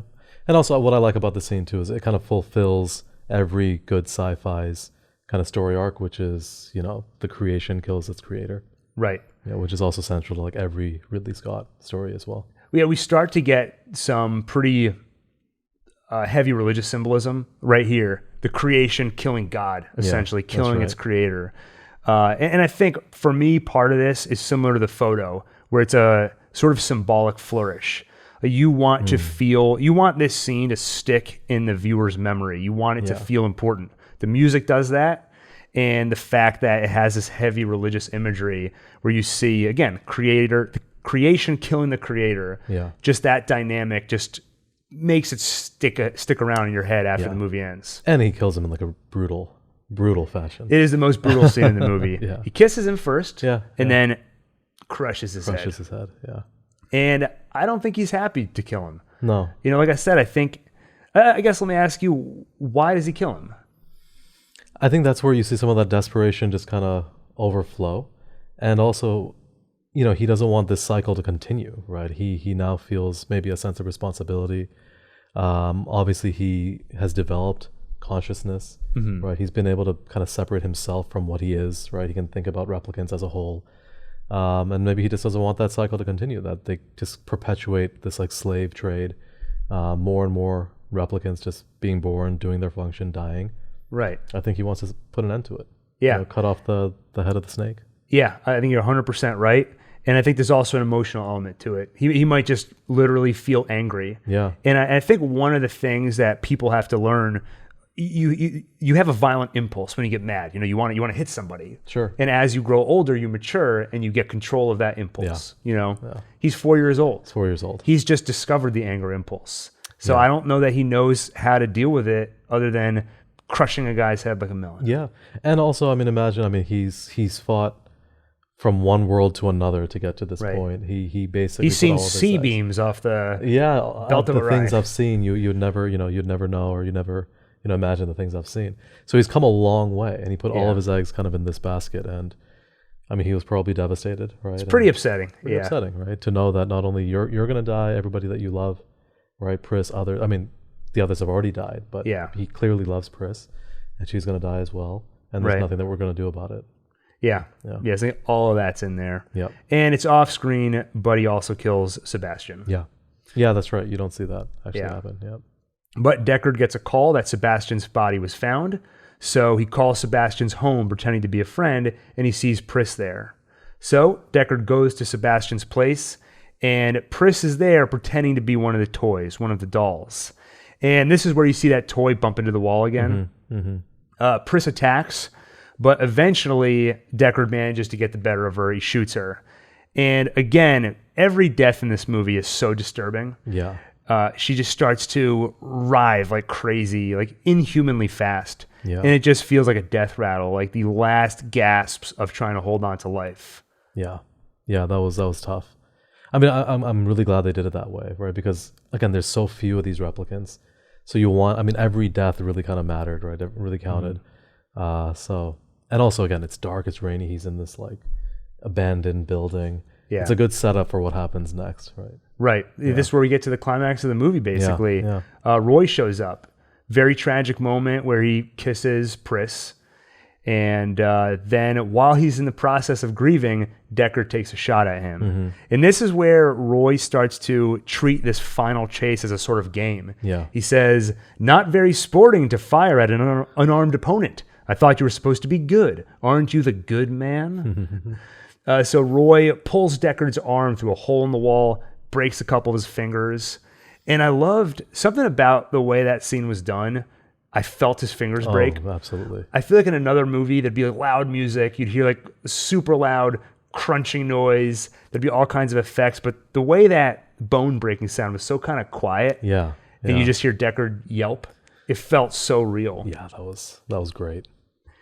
And it's clear that Roy has the upper hand, but he's just turning this into a game. Like at one point, he gives Deckard a head start to run. He's like, "I'm going to count down, and you can start running." Mm-hmm. So he could kill Deckard if he wanted to, but easily. Yeah. I mean, you could. I mean, because what did you say he was a combat model? That's right. Yeah. Right. So he's kind of like peak, right? Like the pinnacle of technology at this point for this sort of thing. So yeah, I mean, he just toys with him.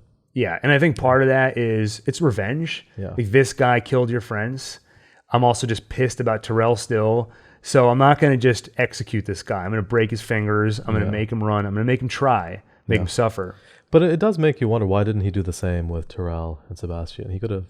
I think that was such an emotional moment. Yeah. Like now he's had a chance to cool off a little bit. So maybe that's kind of going back to your point around, he's 4 years old, right? He's kind of maturing. Right. Right. He knows that he's now, and there's a scene as well where his arm starts turning like gray. Yeah. And he's like, I have moments left, right? So maybe he's like, okay, let me draw this out and exactly see if I can, educate this guy in the process. Yes. Killing Tyrell was a temper tantrum. Yeah. But it's a temper tantrum in a fully grown combat model's body. Yeah. Yeah. So, like I said, he gives Deckard a head start. And while Deckard is running, Roy takes another moment to mourn Pris. Quietly says her name. He kind of cradles her wound. Then he starts to howl like a wolf while Deckard snaps his bones back into place. During the chase, like you said, you see Roy Batty's hands start to cramp up. He's starting to die. And then there's a very cool moment where he takes a nail out of the ground, stabs it through his hand, and that kind of brings it back to life. Yeah. Which I looked this up. My understanding of what's happening there, it's like necrosis. His hand is dying, but by stabbing it, he's set off the healing process, which temporarily kind of brings it back to life. That's fascinating. Why do you think he howled like a wolf? Where did he get that from? Yeah, I thought that may have just been an intimidation tactic, just to, I'm coming for you. Yeah, but where do they even learn that? That's a good point, yeah. And I saw someone else point out that there is a lot of, every character in the movie can be associated with an animal. I don't remember all the examples, but you of course have Zhora with the snake. Sure. Pris kind of looks like a raccoon. Roy with the wolf. Yeah. Rachael with the owl, maybe. Deckard, unicorn. So there is something there. Okay. And part of it might just be a remnant of a theme that was very prevalent in the book. The name of the book, Do Androids Dream of Electric Sheep? In that book, because animals are so rare, people as pets keep artificial animals. Right. But there's this it's a weird status symbol where you don't want anyone to know it's artificial. Yeah. So even though you're like, I don't care about this electric sheep, but I have to pretend it's real for the benefit of my neighbors. And Deckard's whole motivation for killing the replicants is so he can collect the bounty so he can go buy a real sheep. That's like the entire arc of the book, what he's trying to accomplish. Oh, that's fascinating. So animals played a huge role in the book, and I think it's just a theme that's like, it's like a game of telephone through so many different drafts of the script and then through Ridley Scott's interpretation. You see remnants of it. Okay. Of course, putting the nail through his hand, Christ imagery. Absolutely. That's actually one of the first things I thought of as well, because again, he's on this like holy kind of mission, right? So yeah. I think it's one more, the movie's throwing everything at you to make you not see Batty as the bad guy. Yeah. And that's one way to do that is to say, look, he is the pinnacle of good. You know, he is. We're showing you that he's nailed through the hand, just like Jesus. That's right. And he's not killing Deckard. Exactly. And that's where I think, if you think Christ, you think self-sacrificing. And I think there is an element of that here, because he could use his remaining life for revenge or something selfish, but instead, like you just alluded to, he saves Deckard. So he does something that's against what you would think is his own interest. Yeah, that's right. Deckard ends up climbing up the side of this rain-covered building with a half-broken hand.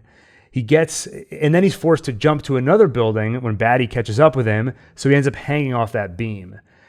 Batty suddenly has a dove in his hand. Yeah. We'll get to that. Yep. He easily leaps to the other building where Deckard is hanging, and Batty kind of squints at him. He gets a look on his face, and he says, "Quite an experience to live in fear, isn't it? That's what it is to be a slave." So he's echoing what Leon said to him.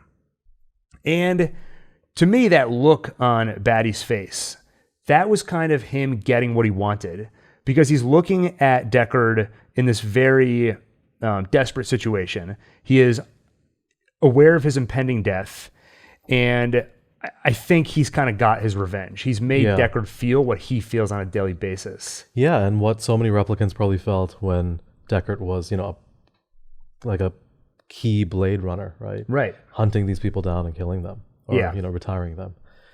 So I think this is what I meant earlier. He had a moment to educate him and show him a different perspective. Exactly. This is what it's like to be us. Yeah. And he also, I think, relates to Deckard in that moment, because we just saw Roy stick a nail through his hand to just ever so slightly prolong his life.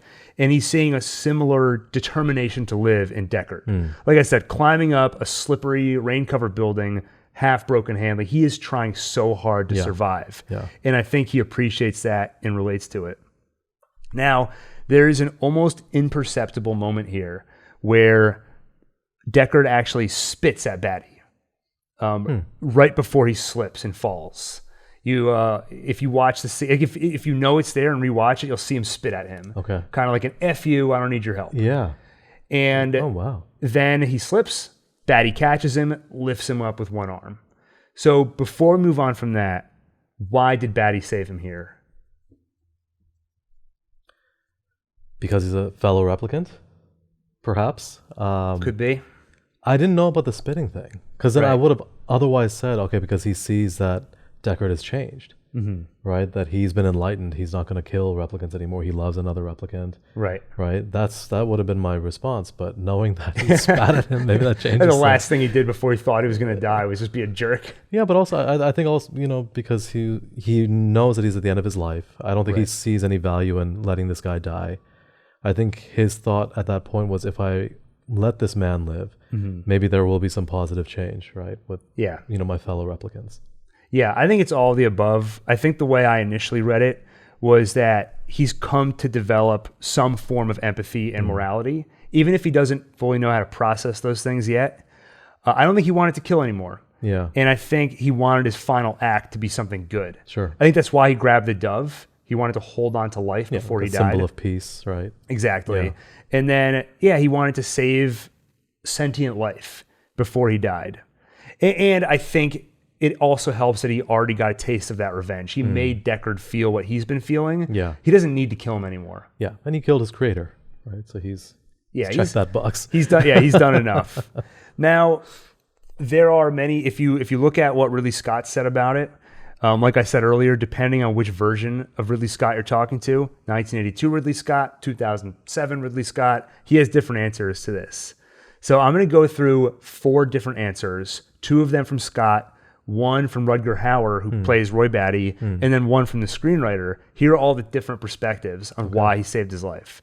So Ridley Scott said that he was kind of showing off. He wanted to show that he was more human than humans. Humans are petty. You're spitting at me.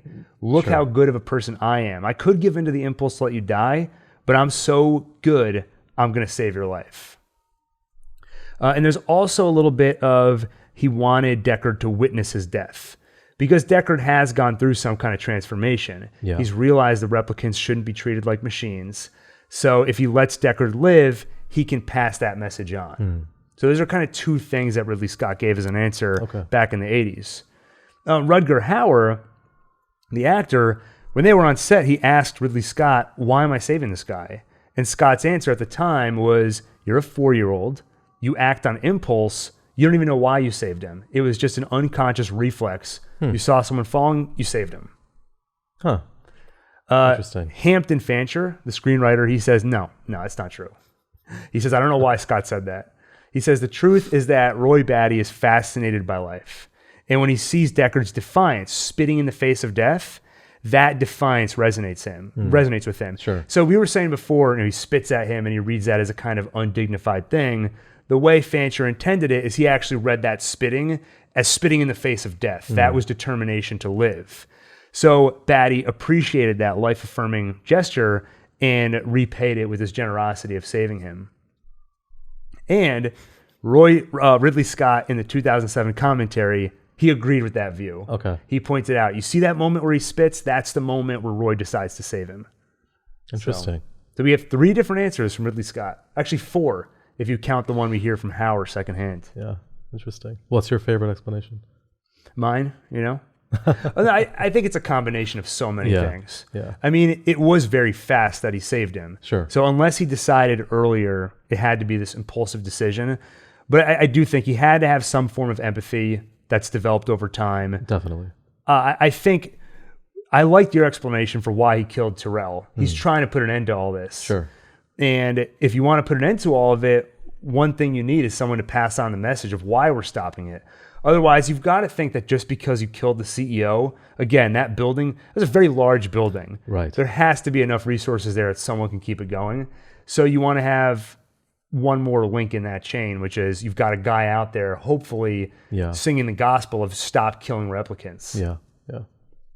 And if I recall 2049, I'm not sure how much Deckard did, in terms of trying to stop all this. Yeah. So then Batty sits down and gives that amazing monologue. I've seen things you people wouldn't believe. Attack ships on fire off the shoulder of Orion. I watched C-beams glitter in the dark near the Tannhauser Gate. All those moments will be lost in time. Like tears in rain. Time to die. Then he kind of smiles, he dies, and that dove flies into the sky. So I mean, this is one of those things where it's so good, it's almost, what do we say about it? Yeah. Right? The actor did an amazing job of delivering the monologue. I love the kind of staggered way he speaks through all of it. And just the words they use, Orion, C-beams. I don't know what any of these things are, but it kind of strikes this perfect balance of it doesn't sound like sci-fi or science mumbo jumbo. It just gives you the idea of these incredible poetic things that he's seen. Again, even though I have no idea what they are. Yeah. And you can visualize them too. I think I'm with you. It's such a short monologue, but it's great. It's the best part of the movie. And apparently the monologue was originally much longer. Okay. And kudos to the actor because he said it's too long. We got to shorten this. And he also improvised the lines. All those moments will be lost in time, like tears in rain. Time to die. The most memorable lines, he came up with those. No kidding. Yeah. Wow. So this guy's great. Yeah. The dove. So what is with the dove? I mean, again, it's a symbol of peace, right? I mean, it's another visual flourish. Like something good came of this death. Exactly. And that's what I think, kind of going back to, this is why I'm going to save Deckard, right? Hopefully he can pass on, right, to your point, that message. And at the end of the day, life should prevail. Right? We should preserve life. We should do what we can to protect life. Right. So that's kind of what I thought of, right, with that. Yeah, 100% agreed. Yeah. I think movies have a lot of ways of telling you what you should feel.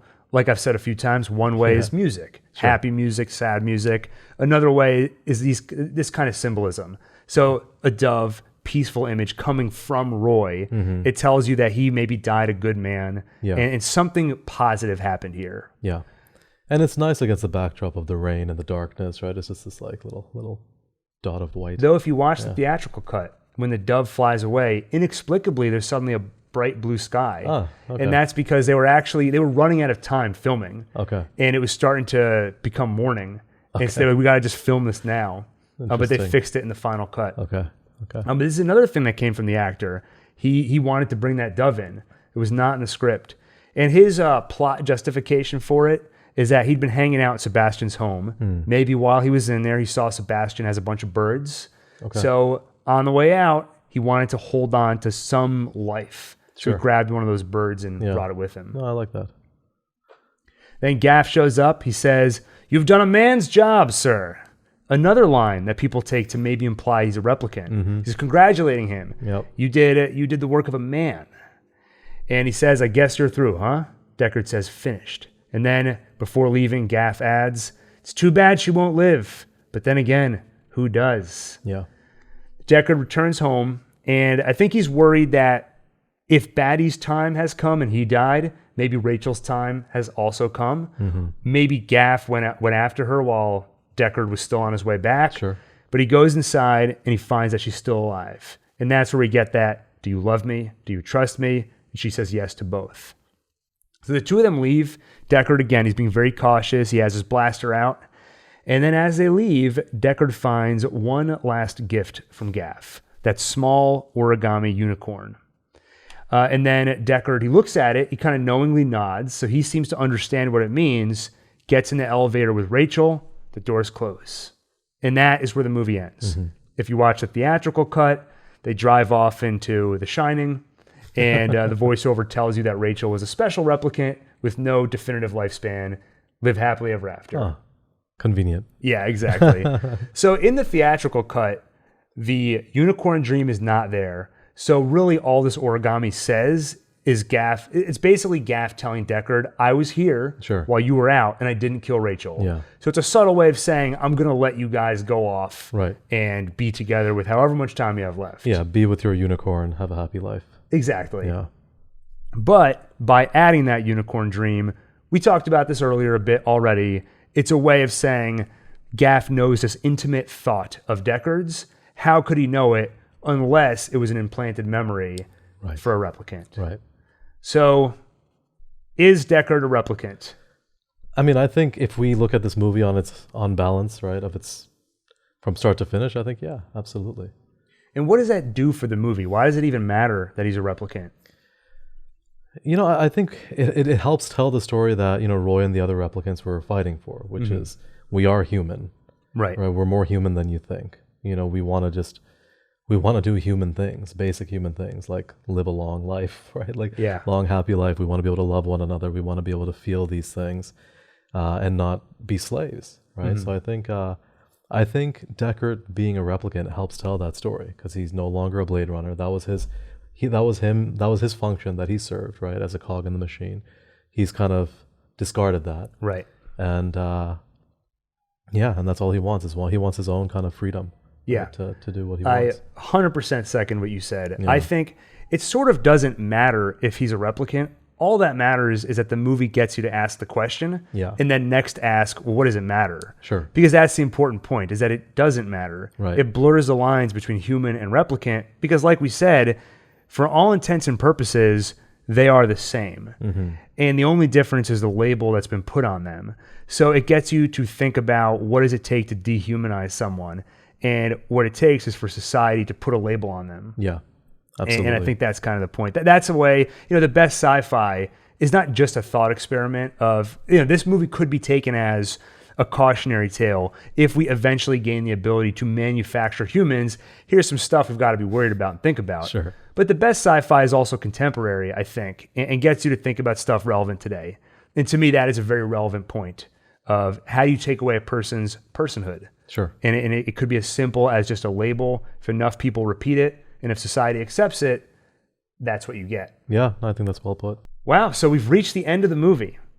So I guess any closing thoughts on our journey through Blade Runner? Yeah, I mean, look, I love the movie. It's obviously flawed, right? There are so many things that you can pick apart. A lot of weirdness, a couple gaffes and gaps, which I think, the more, it was actually really helpful hearing you explain all the context. I didn't know any of that. Right. And like the telephone game, right? Iteration after iteration. I really like it. I think it's great. I think it's, there's a reason why There were so many cuts. There's a reason why there's so much discussion and debate about it. I think it's not uncommon to talk to people who will say, I didn't really like it the first time I watched it, but I fell in love with it after watching it 3, 4, 5, 6 times. Yep. And I think movies that can last like this and generate this kind of discussion and isn't just like, that can be divisive, I think that this is what makes, a classic. And it's a classic, no doubt about it. I really liked it. And I really loved rewatching it after so many years. So, no, it was great. Flawed, but great. Yeah, I'll second everything you said. This movie, every time I watch it, it kind of lives in my head for a while. Yeah. I'll end up listening to the score as I walk around the city, and it's a little bit creepy, especially since some of the score includes the sounds of vehicles and things like that. Great movie. Yeah. There's a reason it's a classic. There's a reason it's become such a landmark in the way we look at the future, cyberpunk and all that. Absolutely. I would love to have you on again. Got to talk about Blade Runner 2049. I think that's next. Did you see the movie, by the way? I watched it in theaters, and I haven't watched it since, so it's been several years. Okay, same here. I've been wanting to rewatch it, so this will be a good reason to do that. Perfect. And then I'll have to have you on again to talk about Blade Runner 2099. Wait, there's a 2099 coming? So actually recently this was announced, but Ridley Scott's developing a live-action Blade Runner TV series. No kidding. Blade Runner 2099 for Amazon. Very nice. So hopefully that's good. That may fill the void left by Raised by Wolves cancellation.